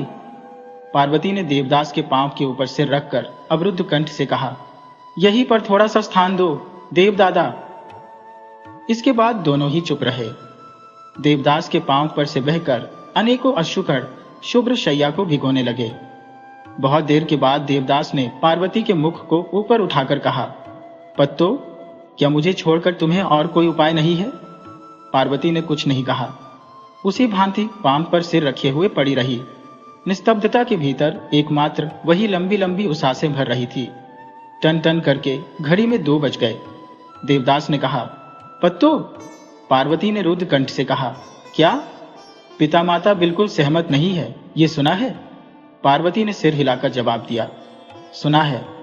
फिर दोनों चुप रहे। बहुत देर बाद देवदास ने दीर्घ निश्वास फेंक कर कहा, तब फिर? पानी में डूबने से मनुष्य जिस प्रकार जमीन को पकड़ लेता है और फिर किसी भांति छोड़ना नहीं चाहता, ठीक उसी भांति पार्वती ने अज्ञानवत देवदास के दोनों पांवों को पकड़ रखा था। उसके मुख की ओर देखकर पार्वती ने कहा, मैं कुछ नहीं जानना चाहती हूं देवदादा। पत्तो, माता पिता की अवज्ञा करे, दोष क्या है? तब तुम कहां रहोगी? पार्वती ने रोते रोते कहा, तुम्हारे चरणों में। फिर दोनों व्यक्ति स्तब्ध बैठे रहे। घड़ी में 4 बज गए। ग्रीष्मकाल की रात थी। थोड़ी ही देर में भोर होता हुआ जानकर देवदास ने पार्वती का हाथ पकड़कर कहा, चलो, तुम्हें घर पहुंचा आवे। मेरे साथ चलोगे? हानि क्या है? यदि बदनामी होगी तो कुछ उपाय भी निकल आएगा। तब चलो। दोनों धीरे धीरे बाहर चले गए। दूसरे दिन पिता के साथ देवदास की थोड़ी देर के लिए कुछ बातचीत हुई। पिता ने उससे कहा, तुम सदा से मुझे जलाते आ रहे हो। जितने दिन इस संसार में जीवित रहूंगा उतने दिन यूं ही जलाते रहोगे। तुम्हारे मुंह से ऐसी बात का निकलना कोई आश्चर्य नहीं है। देवदास चुपचाप मुंह नीचे किए बैठे रहे। पिता ने कहा, मुझे इससे कोई संबंध नहीं है। जो इच्छा हो तुम अपनी मां से मिलकर करो। देवदास की मां ने इस बात को सुनकर कहा, अरे, क्या यह भी नौबत मुझे देखनी बदी थी? उसी दिन देवदास माल असबाब बांधकर कलकत्ता चले गए। पार्वती उदासीन भाव से कुछ सूखी हंसी हंसकर चुप रही। पिछली रात की बात को उसने किसी से नहीं जताया। दिन चढ़ने पर मनोरमा आकर बैठी और कहा, पत्तो, सुना है कि देवदास चले गए? हाँ। तब तुमने क्या सोचा है? उपाय की बात वह स्वयं नहीं जानती थी, फिर दूसरे से क्या कहेगी? आज कई दिनों से वह बराबर इसी बात को सोचती रहती है, किंतु किसी प्रकार यह स्थिर नहीं कर सकी कि उसकी आशा कितनी और निराशा कितनी है। जब मनुष्य ऐसे दुख के समय में आशा निराशा का किनारा नहीं देखता तो उसके दुर्बल हृदय बड़े भय से आशा का पल्ला पकड़ता है। जिसमें उसका मंगल रहता है उसी बात की आशा करता है। इच्छा व अनिच्छा से उसी ओर नितांत उत्सुक नयन से देखता है। पार्वती को अपनी इस दशा में यह पूरी आशा थी कि कल रात को व्यापार के कारण वह निश्चय ही विफल मनोरथ न होगी। विफल होने पर उसकी अवस्था क्या होगी, यह उसके ध्यान के बाहर की बात है। इसी से सोचती थी देवदास फिर आएंगे, फिर मुझे बुलाकर कहेंगे, पत्तो, तुम्हें मैं शक्ति रहते किसी तरह दूसरे के हाथ न जाने दूंगा। किंतु 2 दिन बाद पार्वती ने निम्नलिखित पत्र, आया पार्वती, आज 2 दिन से बराबर तुम्हारी बातें सोच रहा हूं। माता पिता की भी यह इच्छा नहीं है कि हमारी तुम्हारे साथ विवाह हो। तुमको सुखी करने में उन लोगों को ऐसी कठिन वेदना पहुंचानी होगी जो मुझसे नहीं हो सकती। अतएव उनके विरुद्ध यह काम कर कैसे सकता हो। तुम्हें संभवतः अब आगे पत्र लिख सकूंगा, इसलिए इस पत्र में सब बातें खोलकर लिखता हो। तुम्हारा घराना नीच है। कन्या बेचने और खरीदने वाले घर की लड़की मां किसी भी घर में नहीं ला सकती। फिर घर के पास ही तुम्हारा कुटुंब ठहरा, यह भी उनके मत से ठीक नहीं है। रही बाबूजी की बात, वह तो तुम सभी जानती हो। उस रात की बात सोचकर मुझे बहुत ही दुख होता है। तुम्हारी जैसी अभिमानिनी लड़की ने वह काम कितनी बड़ी व्यथा पाने पर किया होगा, यह मैं अच्छी तरह जानता हूं। और भी एक बात है, तुमको मैंने कभी हृष्वयार किया हो, यह बात मेरे मन में नहीं उठती। आज भी तुम्हारे लिए मेरे हृदय में कुछ अत्यधिक क्लेश नहीं है। केवल इसी का मुझे दुख है कि तुम मेरे लिए कष्ट पा रही हो। मुझे भूल जाने की चेष्टा करो। यही मेरा आंतरिक आशीर्वाद है कि तुम इसमें सफल हो। देवदास। जब तक देवदास ने पत्र डाकघर में नहीं छोड़ा था, तब तक केवल एक बात सोचते रहे, किंतु पत्र रवाना करने के बाद ही दूसरी बात सोचने लगे। हाथ का ढेला फेंक कर वे एक तक उसी ओर देखते रहे। किसी अनिष्ट की आशंका उनके मन में धीरे धीरे उठने लगी। वे सोचते थे कि यह ढेला उसके सिर पर जाकर कैसा लगेगा। क्या जोर से लगेगा? जिंदा तो बचेगी? उस रात मेरे पांव पर अपना सिर रखकर वह कितनी रोती थी। पोस्ट ऑफिस से मैस लौटते समय रास्ते में पद पर देवदास के मन में यही भाव उठने लगा। ये काम क्या अच्छा नहीं हुआ? और सबसे बुरी बात, देवदास यह सोचते थे कि पार्वती में जब कोई दोष नहीं है तो फिर माता पिता क्यों निषेध करते हैं। उम्र बढ़ने के साथ और कलकत्ता निवास से उन्होंने एक बात यह सीखी थी कि केवल लोगों को दिखाने के लिए कुल मर्यादा और एक शूद्र विचार के ऊपर होकर निरर्थक एक प्राण का नाश करना ठीक नहीं। यदि पार्वती हृदय की ज्वाला को शांत करने के लिए जल में डूब मरे तो क्या विश्व पिता के पांव में इस महापातक का एक काला धब्बा नहीं पड़ेगा? मैस में आकर देवदास अपनी चारपाई पर पड़ रहे। आजकल वे एक मैस में रहते थे। कई दिन हुए मामा का घर छोड़ दिया। वहां उन्हें कुछ असुविधाएं होती थी। जिस कमरे में देवदास रहते हैं उसी के बगल वाले कमरे में चुन्नीलाल नामक एक युवक आज 9 बरस से निवास करते हैं। उनका यह दीर्घ कलकत्ता निवास BA पास करने के लिए हुआ था, किंतु आज तक सफल मनोरथ नहीं हो सके। यही कहकर वे अब यहाँ पर रहते हैं। चुन्नीलाल अपने दैनिक कर्म संध्या भ्रमण के लिए बाहर निकले हैं। लगभग भोर होने के समय फिर लौटेंगे। बासा के और लोग भी अभी नहीं आए। नौकर दीपक जलाकर चला गया। देवदास किवाड़ लगाकर सो रहे। धीरे धीरे एक एक करके सब लोग लौट आए। खाने के समय देवदास को बुलाया गया, किंतु वे उठे नहीं। चुन्नीलाल किसी दिन भी रात को लौटकर बासा में नहीं आए थे, आज भी नहीं लौटे। रात को 1 बजे का समय हो गया। बासा में देवदास को छोड़ कोई भी नहीं जागता है। चुन्नीलाल ने बासा में लौटकर देवदास के कमरे के सामने खड़े होकर देखा। किवाड़ लगा है किंतु चिराग जल रहा है। बुलाया, देवादास, क्या अभी जागते हो? देवदास ने भीतर से कहा, जागता हूं। तुम आज इस समय कैसे लौट आए? चुन्नीलाल ने थोड़ा हंसकर कहा, देवदास, क्या एक बार किवाड़ खोल सकते हो? क्यों नहीं? तुम्हारे यहां तमाकू का प्रबंध है? हाँ है, कहकर देवदास ने किवाड़ खोल दिए। चुन्नीलाल ने तमाकू भरते भरते कहा, देवदास, अभी तक क्यों जागते हो? क्या रोज रोज नींद आती है? नहीं आती, कुछ उपहास करके कहा। आज तक मैं यही समझता था कि तुम्हारे जैसे भले लड़के ने आधी रात का कभी मुख न देखा होगा, किंतु आज मुझे एक नई शिक्षा मिली। देवदास ने कुछ नहीं कहा। चुन्नीलाल ने तमाकू पीते पीते कहा, तुम इस बार जब से अपने घर से यहां आए हो तुम्हारी तबीयत ठीक नहीं रहती। तुम्हें कौन सा क्लेश है? देवदास अनमने से हो रहे थे। उन्होंने कुछ जवाब नहीं दिया। तबीयत अच्छी नहीं है? देवदास सहसा बिछाना से उठ बैठे। व्यग्र भाव से उनके मुख की ओर देखकर पूछा, अच्छा चुन्नी बाबू, तुम्हारे हृदय में किसी बात का क्लेश नहीं है? चुन्नीलाल ने हंसकर कहा, कुछ नहीं, जीवन पर्यंत कभी क्लेश नहीं हुआ। यह क्यों पूछते हो? मुझे सुनने की बड़ी इच्छा है। ऐसी बात है तो किसी दूसरे दिन सुनना। देवदास ने पूछा, अच्छा चुन्नी, तुम सारी रात कहां रहते हो? चुन्नीलाल ने एक मीठी हंसी हंसकर कहा, यह क्या तुम नहीं जानते? जानता हूं, लेकिन अच्छी तरह नहीं। चुन्नीलाल का मुंह उत्साह से उज्जवल हो उठा। इन सब आलोचनाओं में और कुछ रहे या न रहे, किंतु एक आंख की ओट की लज्जा रहती है। दीर्घ अभ्यास के दोष से वह चली गई। कौतुक से आंख मूंदकर पूछा, देवदास, यदि अच्छी तरह से जानना चाहते हो तो ठीक मेरी तरह बनना पड़ेगा। कल मेरे साथ चलोगे? देवदास ने कुछ सोचकर कहा, सुनता हूं वहां पर बड़ा मनोरंजन होता है। क्या यह सच है? बिल्कुल सच है। यदि ऐसी बात है तो मुझे एक बार ले चलो, मैं भी चलूंगा। दूसरे दिन संध्या के समय चुन्नीलाल ने देवदास के कमरे में आकर देखा कि वे व्यस्त भाव से अपना सब माल असबाब बांध छान रहे हैं। विस्मित होकर पूछा, क्या नहीं जाओगे? देवदास ने किसी ओर न देखकर कहा, हां जाऊंगा।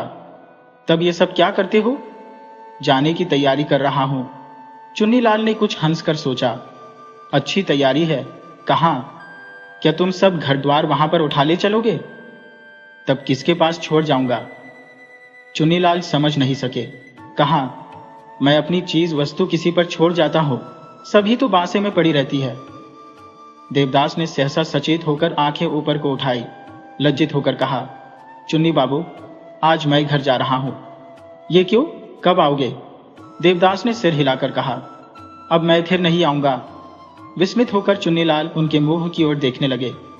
देवदास ने कहा, यह रुपए लो, मुझ पर जो कुछ उधार हो उसे इससे चुकती कर देना। यदि कुछ बचे तो दास दासियों में बांट देना। अब मैं फिर कभी कलकत्ता नहीं लौटूंगा। देवदास मन ही मन कहने लगे, कलकत्ता आने से मेरा बड़ा खर्च पड़ा। आज यौवन के कुहिराच्छन्न अंधेरे का उनकी दृष्टि भेद कर गई। वही उस दुर्दांत, दुर्विनीत, कैशोरकालीन, अयाचित पद दलित रत्न समस्त कलकत्ता की तुलना में बहुत बड़ा, बहुत मूल्यवान झंझने लगा। चुन्नीलाल के मुख की ओर देखकर कहा, चुन्नी, शिक्षा, विद्या, बुद्धि, ज्ञान, उन्नति आदि जो कुछ है सब सुख के लिए ही है। जिस तरह से चाहो देखो, इन सब का अपने सुख के बढ़ाने को छोड़ और कोई प्रयोजन नहीं है। चुन्नीलाल ने बीच में ही बात काटकर कहा, तब क्या अब तुम लिखना पढ़ना छोड़ दोगे? हाँ, लिखने पढ़ने से मेरा बड़ा नुकसान हुआ। अगर मैं पहले यह जानता कि इतने दिन में इतना रुपया खर्च करके इतना ही सीख सकूंगा तो मैं कभी कलकत्ता का मुंह नहीं देखता। देवदास, तुम्हें क्या हो गया है? देवदास बैठकर सोचने लगे। कुछ देर बाद कहा, अगर फिर कभी भेंट हुई तो सब बातें कहूंगा। उस समय प्रातः 9 बजे रात का समय था। बासे के सब लोगों तथा चुन्नीलाल ने अत्यंत विस्मय के साथ देखा कि देवदास गाड़ी पर माल असबाब लादकर मानो सर्वदा के लिए बांसा छोड़कर घर चले गए। उनके चले जाने पर चुन्नीलाल ने क्रोध से बांसे के अन्य लोगों से कहा, ऐसे रंगे सियार के समान आदमी किसी भी तरह नहीं पहचाने जा सकते। बुद्धिमान तथा दूरदर्शी मनुष्य की यह रीति होती है कि तत्काल ही किसी विषय पर अपनी दृढ़ सम्मति प्रकट नहीं करते, एक ही पक्ष को लेकर विचार नहीं करते, एक ही पक्ष को लेकर अपनी धारणा स्थिर नहीं करते, वरन दोनों पक्षों को तुलनात्मक दृष्टि से परीक्षा करते हैं और तब कोई अपना गंभीर मत प्रकट करते हैं। ठीक इसके विपरीत एक श्रेणी के और मनुष्य होते हैं जिनमें किसी विषय पर विशेष विचार करने का धैर्य नहीं रहता। ये एकाएक अपनी भली बुरी सम्मति स्थिर कर लेते हैं। किसी विषय में डूबकर विचार करने का श्रम ये लोग स्वीकार नहीं करते, केवल विश्वास के बल चलते हैं। ये लोग संसार में किसी कार्य को न कर कसते हो ये बात नहीं है, वरन काम पड़ने पर समय समय पर ये लोग औरों की अपेक्षा अधिक कार्य करते हैं। ईश्वर की कृपा होने से ये लोग उन्नति के सर्वोच्च शिखर पर प्रायः देखे जाते हैं और न होने से अवनति की गंभीर कंदरा में आजन्म के लिए पड़े रहते हैं। न उठ सकते हैं, न बैठ सकते हैं और न प्रकाश की ओर देख सकते हैं। निश्चल, मृत, जल पिंड की भांति पड़े रहते हैं। देवदास भी इस श्रेणी के मनुष्य थे। दूसरे दिन प्रातःकाल वे घर पहुंचे। माता ने आश्चर्य से पूछा, देवा, क्या कॉलेज की छुट्टी हो गई? 2 दिन देवदास ने बड़ी चुस्ती के साथ बिताए। उसकी जो अभिलाषा थी वह पूरी नहीं हो रही थी। पार्वती से किसी निर्जन स्थान पर भेंट नहीं होती। 2 दिन बाद पार्वती की भी मां ने देवदास को सामने देखकर कहा, अगर इधर आ गए हो तो पार्वती के विवाह तक ठहर जाओ। देवदास ने कहा, अच्छा। दोपहर के समय पार्वती नित्यबांध से जल लाने के लिए जाती थी। बगल में पीतल की कलसी लेकर आज भी वह घाट पर आई। देखा, निकट ही एक बेर के पड़ की आड़ में देवदास जल में बंसी फेंक कर बैठे हैं। एक बार उसके मन में आया कि लौट चले, एक बार मन में आया कि चुपके से जल भरकर ले चले, किंतु जल्दी में वह कुछ भी स्थिर न कर सकी। कलसी को घाट पर रखते समय संभवतः कुछ शब्द हुआ, इसी से देवदास की दृष्टि से उस ओर खींच गई। उसने पार्वती को देख हाथ के इशारे से बुलाकर कहा, पत्तो, सुन जाओ। पार्वती धीरे धीरे पास जाकर खड़ी हुई। देवदास ने एक बार मुख उठाया, फिर बहुत देर तक शून्य दृष्टि से जल की ओर देखते रहे। पार्वती ने कहा, देव दादा, मुझे कुछ कहते हो? देवदास ने किसी ओर देखकर कहा, हो बैठो। पार्वती बैठी नहीं, सिर नीचा किए खड़ी रही। किंतु जब कुछ देर तक कोई बातचीत नहीं हुई तो पार्वती ने धीरे धीरे एक एक पांव घाट की ओर बढ़ाना आरंभ किया। देवदास ने एक बार सिर उठाकर उसकी ओर देखा, फिर जल की ओर देखकर कहा, सुनो।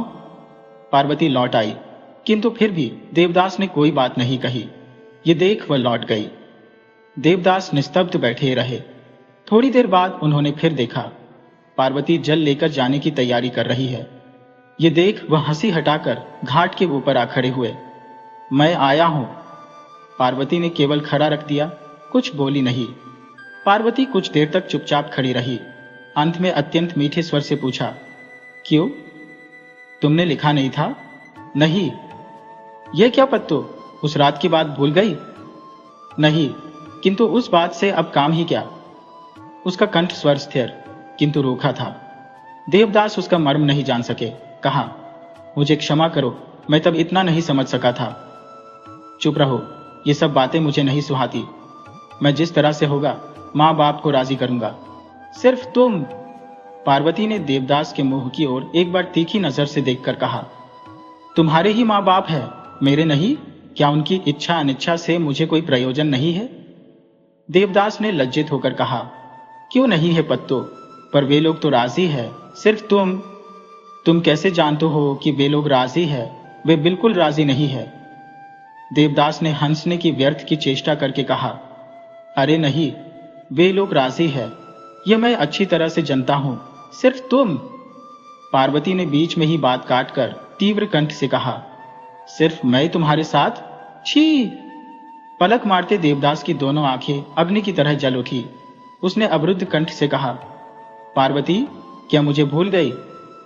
पहले पार्वती भी कुछ चंचल हो उठी, किंतु दूसरे ही क्षण आत्मसंवरण कर शांत और कठिन स्वर से उत्तर दिया, नहीं, भूलूंगी क्यों? लड़कपन से ही तुमको देखती आई हो। होश संभला तभी से तुमसे डरती हो। क्या उसी डर को तुम दिखाने आए हो? पर क्या मुन्ने भी तुम नहीं पहचानते? ये कहकर वह निर्भीक दोनों आंखों को ऊपर उठाकर खड़ी हो रही। पहले देवदास के मुंह से कोई बात नहीं निकली, फिर कहा, सर्वदा से मुझसे तुम डरती ही आई हो और कुछ नहीं? पार्वती ने दृढ़ स्वर से कहा, नहीं और कुछ नहीं। सच कहती हो? हाँ, सच कहती हो। तुम पर मेरी कुछ भी श्रद्धा नहीं है। मैं जिसके यहां जा रही हूं वे धनवान, बुद्धिमान, शांत और स्थिर है। वे धार्मिक है। मेरे बाप मेरा भला सोचते हैं, इसी से वे तुम्हारे जैसे अज्ञान, अव्यवस्थित वित्त, दुर्दांत मनुष्य के हाथ मुझे किसी तरह नहीं देना चाहते। तुम रास्ता छोड़ दो। एक बार देवदास ने कुछ इधर उधर किया, एक बार रास्ता छोड़ने के लिए भी तैयार हुए, परंतु फिर दृढ़ता के साथ मुंह उठाकर कहा, इतना अहंकार? पार्वती ने कहा, क्यों नहीं? तुम कर सकती हो और मैं नहीं? तुम में रूप है, गुण नहीं। मुझ में रूप भी है, गुण भी है। तुम बड़े आदमी हो, लेकिन मेरे पिता भी भिक्षुक नहीं है। इसे छोड़ मैं स्वयं भी तुम लोगों से किसी अंश में हीन नहीं रहूंगा। देवदास अवाक रह गए। पार्वती ने फिर कहना आरंभ किया, तुम क्या सोचते हो कि तुम मुझे हानि पहुंचाओगे? हाँ, अधिक नहीं तो कुछ हानि अवश्य पहुंचा सकते हो, यह मैं जानती हूं। अच्छा, वही करो, मुझे सिर्फ रास्ता दो। देवदास ने हदबुद्धि होकर कहा, हानि किस तरह पहुंचा सकता हो? पार्वती ने तत्क्षण उत्तर दिया, अपवाद लगाकर वह बात तुम कहोगे। ये बात सुनकर देवदास वज्रहत की तरह देखते रहे। उनके मुख से केवल यही बात निकली, अपवाद लगाऊंगा मैं? पार्वती ने विशैली हंसी हंस कर कहा, जाओ, बचे हुए समय में मेरे नाम में कलंक लगाओ। उस रात में मैं तुम्हारे पास अकेली गई थी, इसी बात को लेकर लोगों में चारों ओर फैलाओ, इससे मन की बड़ी सांत्वना मिलेगी। ये कहते कहते पार्वती के दर पे क्रुद्ध होठ कांपते कांपते स्थित हो गए, किंतु देवदास के हृदय में क्रोध और अपमान से ज्वालामुखी पर्वत की भांति भीषण अग्नि सुलग रही थी। उन्होंने अव्यक्त स्वर से कहा, तुम क्या झूठी बदनामी उठाकर मैं सांत्वना पाऊंगा? और उसी समय बंसी के मुठिए को घुमाकर पकड़कर भीषण कंठ से कहा, सुनो पार्वती, इतना रूपवान होना ठीक नहीं, अहंकार बहुत बढ़ जाता है। कह कहकर तनिक धीरे स्वर से कहा, देखती नहीं हो, चंद्रमा इतना सुंदर है, इसी से उसमें कलंक का काला धब्बा लगा है। कमल कितना श्वेत है, इसीलिए उसमें काले भैरे बैठते हैं। आओ, तुम्हारे मुंह में भी कुछ कलंक का चिन्ह दे दूं। देवदास के सहमे की सीमा जाती रही।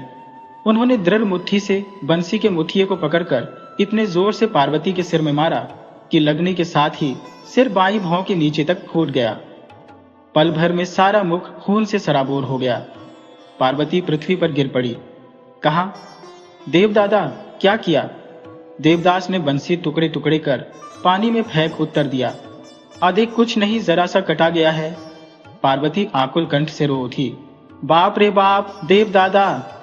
देवदास ने बारीक कुर्ते को फाड़कर पानी में भिगोकर बांधते हुए कहा, घबराओ नहीं पत्तो, यह हल्की सी चोट जल्दी ही अच्छी हो जाएगी, सिर्फ दाग रह जाएगा। यदि कोई इसके विषय में पूछे तो झूठी बात कहना, नहीं तो अपने कलंक की बात प्रकट करना। अरे बाप रे बाप, छी, ऐसा न कहो पत्तो। विदाई के अंतिम दिनों में सिर्फ एक निशान बनाए रखने के लिए यह चिन्ह दे दिया है। इस सोने से मुख को तुम आरसी में कभी कभी देखोगी तो। ये कहकर उत्तर पाने की कोई अपेक्षा न कर देवदास चलने के लिए तैयार हुए।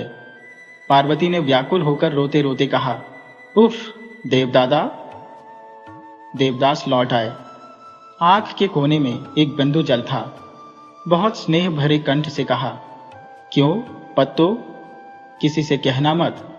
देवदास ने क्षण भर में ही खड़े होकर झुककर पार्वती के केशों के ऊपर उठाकर अधर स्पर्श कर कहा, छी, तुम क्या कोई दूसरी हो? शायद तुम्हें याद न हो, बचपन में मैंने शरारत से कई बार तुम्हारे कान मल दिए हैं। देवदादा मुझे क्षमा करो। ये तुम्हें नहीं कहना होगा भाई। क्या सचमुच ही मुझे भूल गई पत्तो? मैंने कब तुमको क्षमा नहीं किया है? देवदादा। पार्वती, तुम तो जानती ही हो मैं अधिक बातें नहीं कर सकता। बहुत सोच विचार कर कोई काम मुझसे नहीं हो सकता। जो मन में आता है वही कर बैठता हूं। यह कहकर देवदास ने पार्वती के सिर पर हाथ रखकर आशीर्वाद देते हुए कहा, तुमने अच्छा ही किया।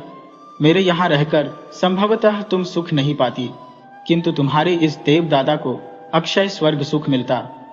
इसी मय बांध की दूसरी ओर से आदमी आ रहे थे। पार्वती धीरे धीरे जल लेने के लिए उतरी थी। देवदास चले गए। पार्वती जब घर लौट कर आई तो दिन ढल गया था।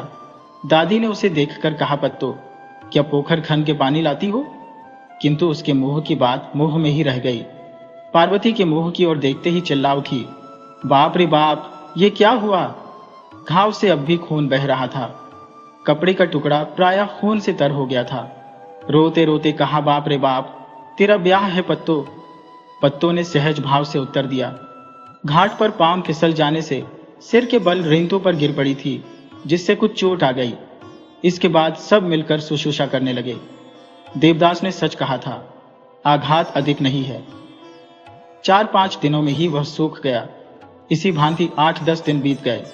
फिर एक दिन रात के समय हाथीपोता गांव के जमींदार भुवन मोहन चौधरी वर बनकर विवाह करने के लिए आए। उत्सव बहुत तड़क भड़क के साथ नहीं मनाया गया।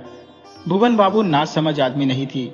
इस प्रौढ़ावस्था में दूसरा विवाह करने के समय छोकरा बनकर आना ठीक नहीं। वर की उम्र 40 वर्ष नहीं, कुछ ऊपर ही है। गौरवर्ण और मोटा सा थुलथुल शरीर है।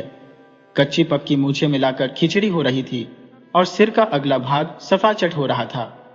वर को देखकर कोई हंसा और कोई चुप ही रहा।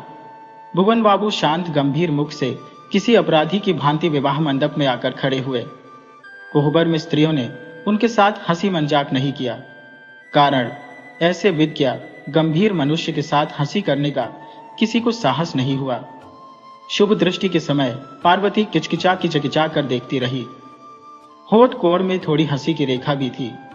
भुवन बाबू ने छोटे बच्चों की तरह दृष्टि नीची कर ली। गांव की स्त्रियां खिलखिलाकर हंस रही थी।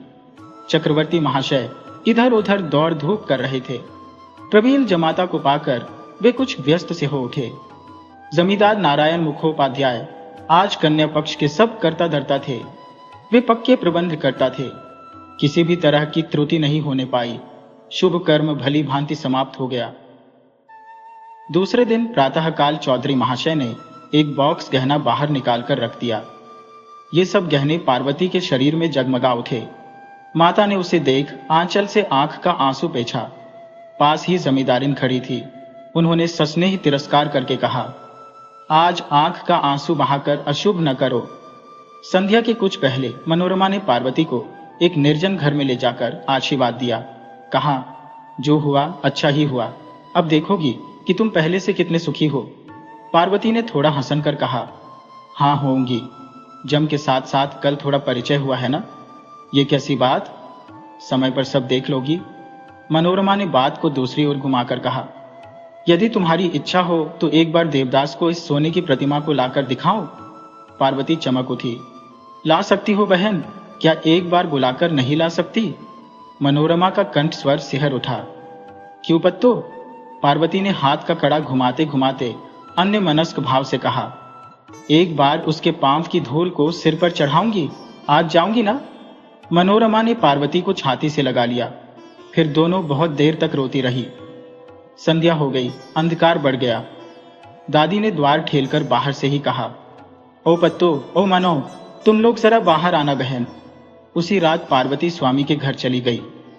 और देवदास, उन्होंने उस दिन कलकत्ता की ईडन गार्डन की एक बेंच पर बैठे बैठे सारी रात बिता दी। उन्हें अत्यंत क्लेश अथवा मार्मिक वेदना हुई हो, ये बात नहीं है। उनके हृदय में न जाने कैसा एक शिथिल उदासीन भाव धीरे धीरे जमा हो रहा था। निद्रित अवस्था में हठात शरीर के किसी एक अंग में पक्षपात हो जाने से, नींद टूटने पर, जैसे उसके ऊपर ढूंढने पर भी अपना कोई अधिकार नहीं पाने से विस्मित और स्तंभित मन को ठीक नहीं कर पाते, क्योंकि उसका आजन्म का साथी, सर्वदा का विश्वासी अंग उसके आह्वान का कोई प्रत्युत्तर नहीं देता। धीरे धीरे समझ आती है और धीरे धीरे ज्ञान उत्पन्न होता है कि अब उस पर अपना कोई अधिकार नहीं है। देवदास भी ठीक उसी भांति धीरे धीरे समझ रहे थे कि समय और संसार में अकस्मात पक्षाघात होने से वे उनसे सर्वदा के लिए विलग हो गए। अब उनके ऊपर मिथ्या, क्रोध और अभिमान करके कुछ नहीं किया जा सकता। अधिक अधिकार की बात सोचने से भी भारी भूल होगी। उसके समय सूर्योदय हो रहा था।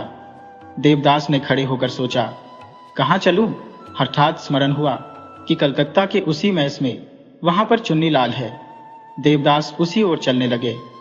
रास्ते में 2 बार धक्का खाया। ठोकर खाने से अंगुली लहूलुहान हो गई।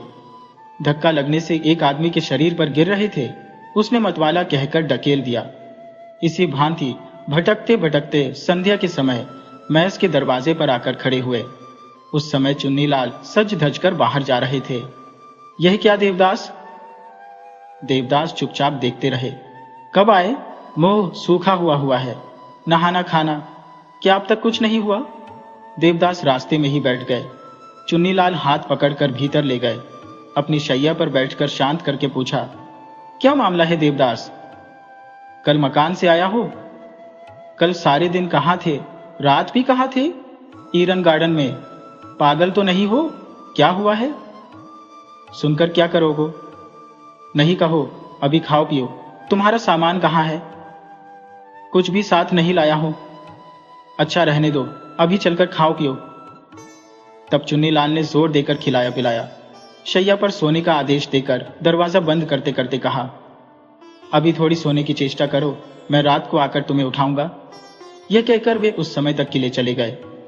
रात को 10 बजे उन्होंने लौटकर देखा कि देवदास उनके बिछाने पर गाढ़ी नींद में सो रहे हैं।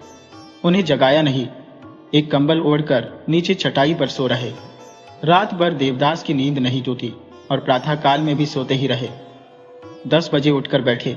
पूछा, चुन्नी बाबू कब आए? अभी आया हूं। तुम्हें किसी तरह का कष्ट तो नहीं हुआ? कुछ भी नहीं हुआ। देवदास ने कुछ देर तक उनके मुंह की ओर दयाग कर कहा, चुन्नीलाल बाबू, मेरे पास कुछ नहीं है, क्या तुम मुझे आश्रय दोगे? चुन्नीलाल कुछ हंसे। वे जानते थे कि देवदास के पिता बड़े धनवान व्यक्ति हैं। इसी से हंसकर कहा, मैं आश्रय दूंगा? अच्छी बात है, तुम्हारी जितने दिन इच्छा हो यहां पर रहो, कोई चिंता नहीं। चुन्नी बाबू, तुम्हारी आमदनी कितनी है? भाई, मेरी आमदनी मामूली है। मकान पर कुछ जमींदारी है, उसे भाई साहब को सौंप कर मैं यहां रहता हूं। वे हर महीने 70 रुपए के हिसाब से भेज देते हैं। इतने में तुम्हारा और मेरा खर्च अच्छी तरह से चल जाएगा। तुम मकान क्यों नहीं जाते? चुन्नीलाल ने उधर मुंह फिराकर कहा, बहुत सी बातें हैं। देवदास ने और कुछ नहीं पूछा। धीरे धीरे भोजन आदि की बुलाहट आई। इसके बाद दोनों भोजन आदि समाप्त करके फिर घर में आकर बैठे। चुन्नीलाल ने पूछा, देवदास, क्या बाप के साथ कुछ झगड़ा हो गया है? नहीं। और किसी के साथ? देवदास ने उसी भांति जवाब दिया। नहीं। इसके बाद चुन्नीलाल को सहसा दूसरी बात का स्मरण आया। कहा, ओहो, तुम्हारा तो अभी ब्याह नहीं हुआ है।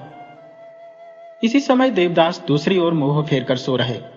थोड़ी ही देर में चुन्नीलाल ने देखा कि देवदास सो गए। इसी भांति सोते सोते और भी 2 दिन बीत गए। तीसरे दिन प्रातःकाल देवदास स्वस्थ होकर बैठे थे। मुख से ऐसा जान पड़ता था मानो वह घनी छाया बहुत कुछ हट गई हो। चुन्नीलाल ने पूछा, आज तबीयत कैसी है? पहले से अच्छी जान पड़ती है। अच्छा चुन्नी बाबू, रात में तुम कहाँ जाते हो? आज चुन्नीलाल ने लज्जित होकर कहा, हाँ मैं जाता हूं, पर उसकी कौन बात है? अच्छा, आज कॉलेज जाओगे ना? नहीं, लिखना पढ़ना छोड़ दिया। छी, ऐसा भी हो सकता है। 2 महीने बाद तुम्हारी परीक्षा होगी। पढ़ना भी तुम्हारा आखराब नहीं है। इस साल परीक्षा दो ना। नहीं, पढ़ना छोड़ दिया। चुन्नीलाल चुप ही रहे। देवदास ने फिर पूछा। कहाँ? चुन्नीलाल ने देवदास के मुंह की ओर देखकर कहा, उसे जानकर क्या करोगे? मैं कुछ अच्छी जगह नहीं जाता। देवदास ने अपने मन ही मन में कहा, अच्छी हो या बुरी, इससे क्या मतलब? चुन्नी बाबू, मुझे साथ ले चलोगे या नहीं? ले चल सकता हूं, किंतु मत चलो। नहीं, मैं चलूंगा। अगर अच्छा नहीं लगेगा तो मैं फिर नहीं जाऊंगा। पर तुम जिस सुख की आशा से नित्य उन्मुख रहते हो, जो हो चुन्नी बाबू, मैं निश्चित चलूंगा। चुन्नीलाल ने मुंह फेर कुछ हंस के मन ही मन कहा, मेरी दशा। प्रकट में कहा, अच्छा चलना। संध्या के कुछ पहले ही धर्मदास चीज वस्तु आ पहुंचा। देवदास को देखकर रोते रोते कहा, देवदास, आज 3-4 दिन हुए, मां कितना रो रही है। क्यों रोती है? बिना किसी से कहे सुने एकाएक चले आए। एक पत्र बाहर निकालकर हाथ में देकर कहा, मां की चिट्ठी है। चुन्नीलाल भीतर ही भीतर खबर जानने के लिए उत्सुक भाव से देख रहे थे। देवदास ने पत्र पढ़कर रख दिया। मां ने घर पर आने के लिए बड़े अनुरोध के साथ बुलाया है। घर में ही वे केवल देवदास के मानसिक कष्ट का कुछ कुछ अनुमान कर सकी थी। धर्मदास के हाथ छिपाकर बहुत सा रुपया भी भेज दिया था। धर्मदास ने वह सब देवदास के हाथ में देकर कहा, देवदास, घर चलो। मैं नहीं जाऊंगा, तुम लौट जाओ। रात में दोनों मित्र सज धज के बाहर निकले। देवदास की इन सब की ओर प्रवृत्ति नहीं थी, किंतु चुन्नीलाल साधारण पोशाक पहनकर बाहर चलने को राजी नहीं हुए। रात के 9 के समय एक किराए की गाड़ी चितपुर के 1-2 तल्ले मकान के सामने आकर खड़ी हुई। चुन्नीलाल देवदास का हाथ पकड़े हुए भीतर चले गए। गृह स्वामी का नाम चंद्र स्वामी है। उन्होंने आकर अभ्यर्थना की। इस समय देवदास का सारा शरीर जल उठा। वे इधर कई दिनों से अपनी अज्ञानता में नारी देही की छाया के ऊपर भी विद्वेष करने लगे थे। ये सब वह स्वयं नहीं जानते थे। चंद्रमुखी को देखते ही हृदय की संचित घृणा दावानल की भांति प्रज्वलित हो उठी। चुन्नीलाल के मुख की ओर देखकर भौं चढ़ाकर कहा, चुन्नीलाल, ये किस मनहूस जगह में ले आए? उनके तीव्र कंठ और आंख की दृष्टि देखकर चंद्रमुखी और चुन्नीलाल दोनों ही हतबुद्धि से हो गए। दूसरे ही क्षण चुन्नीलाल ने अपने को संभालकर देवदास का एक हाथ पकड़कर कोमल कंठ से कहा, चलिए भीतर चलकर बैठिए। देवदास कुछ नहीं बोले। कमरे में जाकर बिछाने पर गर्दन झुका के विपन्न मुख बैठ गए। पास ही चंद्रमुखी भी चुपचाप बैठ गई। दासी तमाकू भरकर चांदी से मढ़ा हुआ नारियल लाई।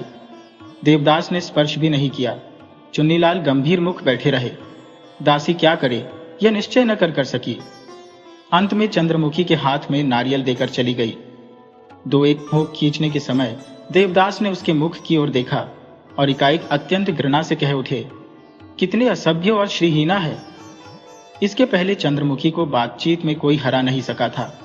उसको अप्रतिभ करना जरा टेढ़ी खीर थी।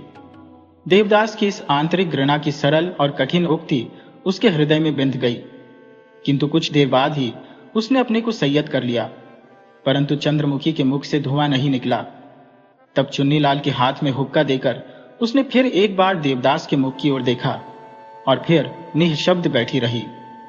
तीनों ही निर्विकार हो रहे थे। केवल बीच बीच में गड़गड़ करके हुक्के का शब्द होता था, वह भी मानो डरते डरते।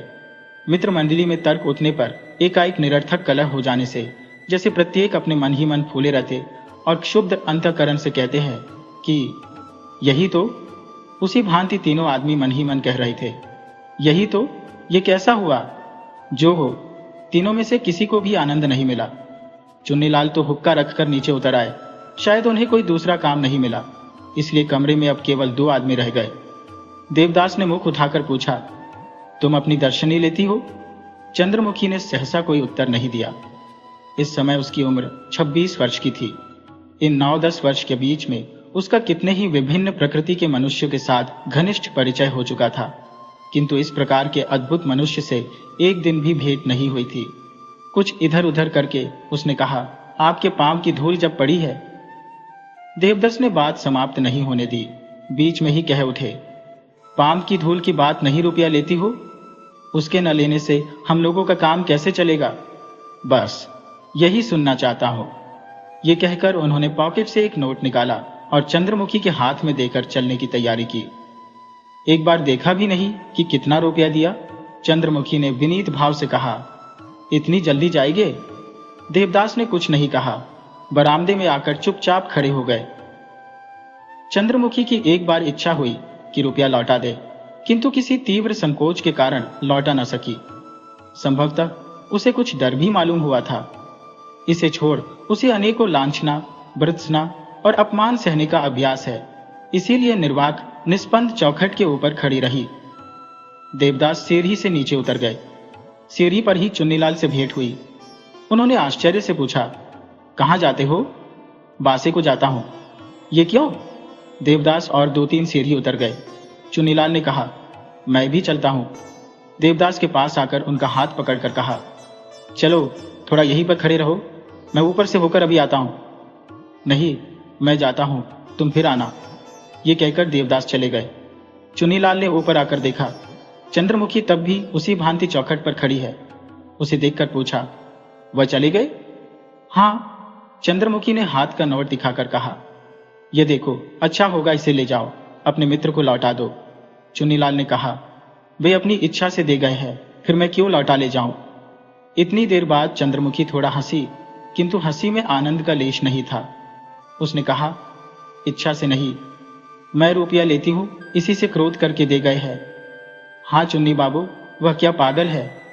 कुछ भी नहीं, आज कई दिन से शायद उनका मन ठीक नहीं है।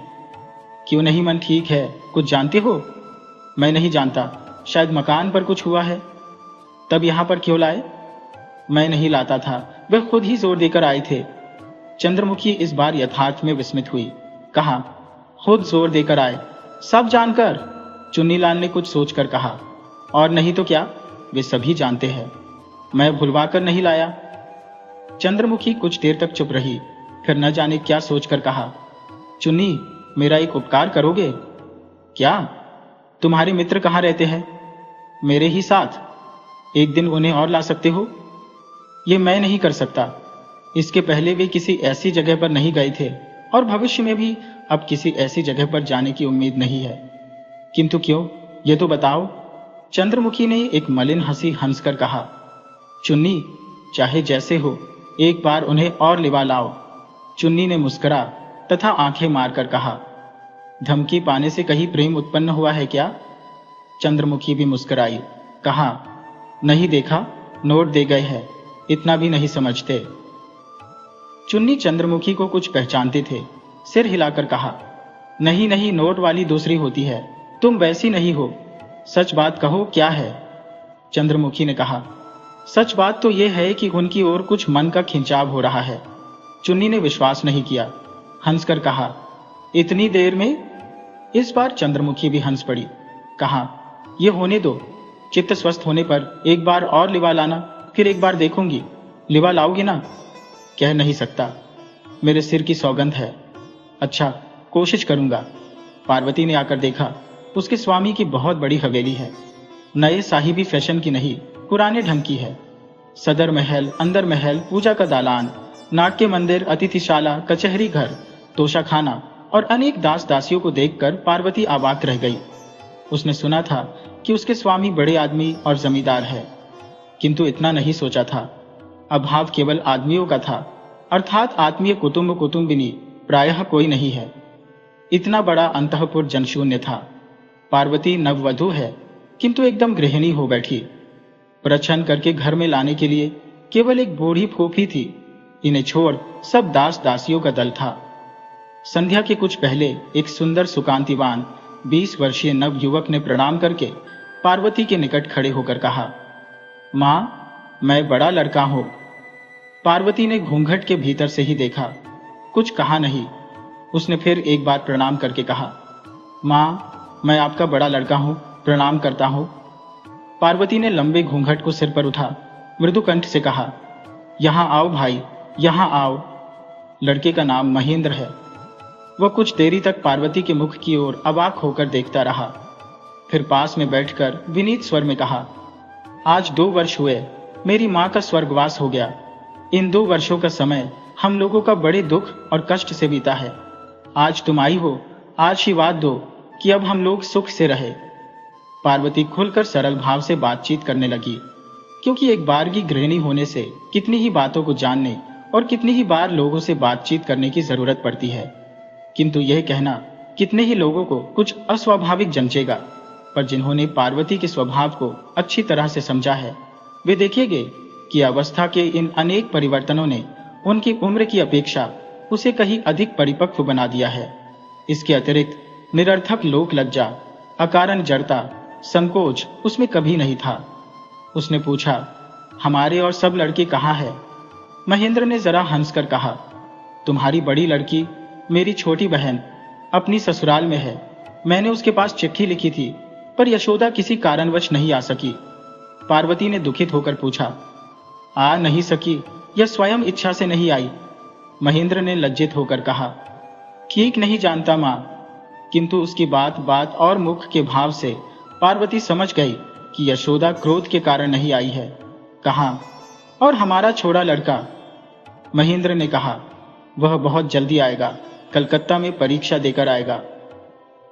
चौधरी महाशय स्वयं ही जमींदारी का काम देखते थे। इसे छोड़ वे नित्य शालिग्राम की बटिया की अपने हाथ से पूजा करते थे। अतिथिशाला में जाकर साधु सन्यासियों की सेवा करते थे। इन सब कामों में उनका सुबह से लेकर रात के 10-11 बजे तक का समय लग जाता था। नवीन विवाह के करने से किसी नवीन आमोद प्रमोद के चिन्ह उनमें नहीं दिखाई पड़ते थे। रात में किसी दिन भीतर आते और किसी दिन नहीं आ सकते थे। आते भी तो बहुत मामूली बातचीत होती थी। चारपाई पर सोकर एक गावतकिया लगाकर आंख मूंदते मूंदते यदि बहुत कहते तो केवल यही कि देखो, तुम ही घर की मालकिन हो, सब अच्छी तरह से देख सुन के और समझ बूझ के काम करना। पार्वती सिर हिलाकर कहती, अच्छा। भुवन बाबू कहते, और देखो ये लड़की, हाँ ये सब तो तुम्हारे ही है। स्वामी की लज्जा को देखकर पार्वती की आंख के कोने से हंसी फूट निकलती थी। वे भी थोड़ा हंसकर कहते, हाँ, और देखो ये महेंद्र तुम्हारा बड़ा लड़का है, अभी उस दिन BA पास हुआ है। इसके समान अच्छा लड़का, इसके समान मोहब्बत यहाँ इस। पार्वती हंसी दबाकर कहती, मैं जानती हूँ ये मेरा बड़ा लड़का है। ये तुम क्यों जानोगी? ऐसा लड़का कहीं भी नहीं देखने में आया, और मेरी यशोमती लड़की नहीं, एकदम लक्ष्मी की प्रतिमा है। वह अवश्य आएगी। क्या बूढ़े बाप को देखने नहीं आएगी? उसके आने से। पार्वती निकट आकर गंजे सिर पर अपनी कमलवत कोमल हाथ को रखकर मृदु स्वर से कहती, तुमको इसकी चिंता नहीं करनी होगी। यशोदा को बुलाने के लिए मैं आदमी भेजूंगी, नहीं तो महेंद्र खुद ही जाएगा। जाएगा? अच्छा, बहुत दिन बिना देखे हुए तुम आदमी भेजोगी? जरूर भेजूंगी, मेरी लड़की है, मैं बुलवाऊंगी नहीं। वृद्ध इस समय उत्साहित हो उठ बैठते। परस्पर के संबंध को भूलकर पार्वती के सिर पर हाथ रखकर आशीर्वाद देते और कहते, तुम्हारा कल्याण हो। मैं आशीर्वाद देता हूं, तुम सुखी हो, भगवान तुम्हें दीर्घायु करे। इसके बाद सहसा न जाने कौन कौन सी बातें वृद्ध के मन में उठने लगती थी। फिर चारपाई पर आंखें मूंदकर मन ही मन कहते, आह, वह मुझे बहुत हर्ष व्यार करती थी। इसी समय कच्ची मूंछों के पास से बहकर एक बूंद आंख का आंसू तकिए पर गिर पड़ता। पार्वती पोंछ देती थी। कभी कभी वे भीतर ही भीतर कहते, आहा, उन सभी लोगों के आ जाने से एक बार फिर घर द्वार जगमगा उठेगा। आहा, उन सभी लोगों के आ जाने से एक बार फिर घर द्वार जगमगा उठेगा। आहा, पहले कैसी चहल पहल रहती थी। लड़का लड़की घर में सब कोई थे, नित्य दुर्गोत्सव का आनंद रहता। फिर एक दिन सबका अंत हो गया। लड़के कलकत्ता चले गए, यशो को उसके ससुर ले गए, फिर अंधकार, श्मशान। इसी समय फिर मूंछों के दोनों ओर से आंसू बह बहकर तकिए को भिगोने लगे। पार्वती कातर होकर आंसू पोंछते पोंछते कहने लगी, महेंद्र का क्यों नहीं विवाह किया?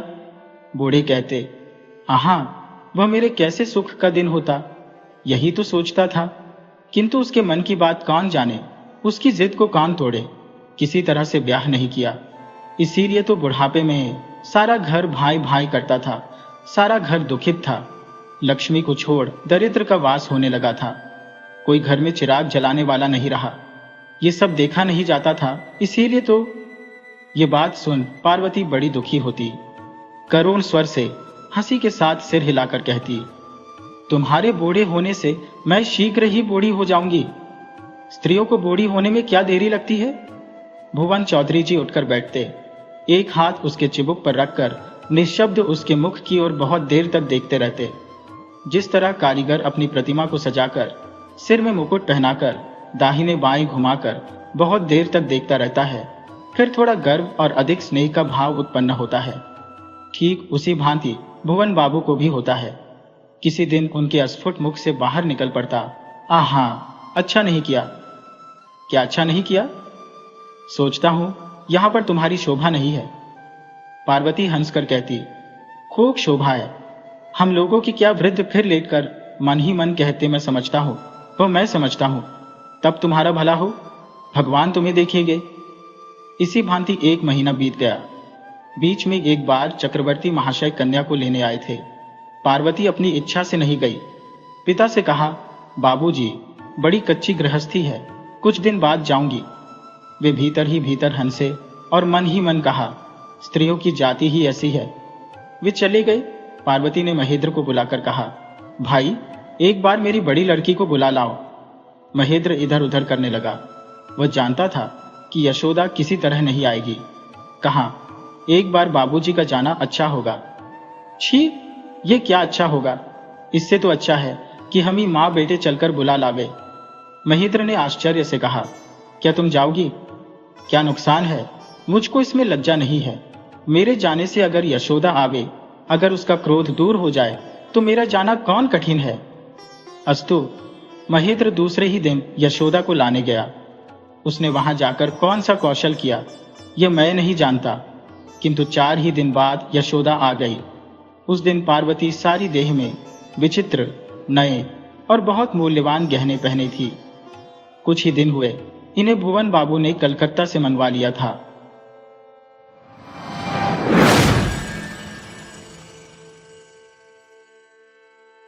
वीडियो अच्छी लगी हो तो इसे लाइक करें और ऐसी ही मज़ेदार कहानियों के लिए चैनल को सब्सक्राइब करें और बेल आइकन दबाएं। ज़्यादा से ज़्यादा अपने दोस्तों को शेयर करें। धन्यवाद।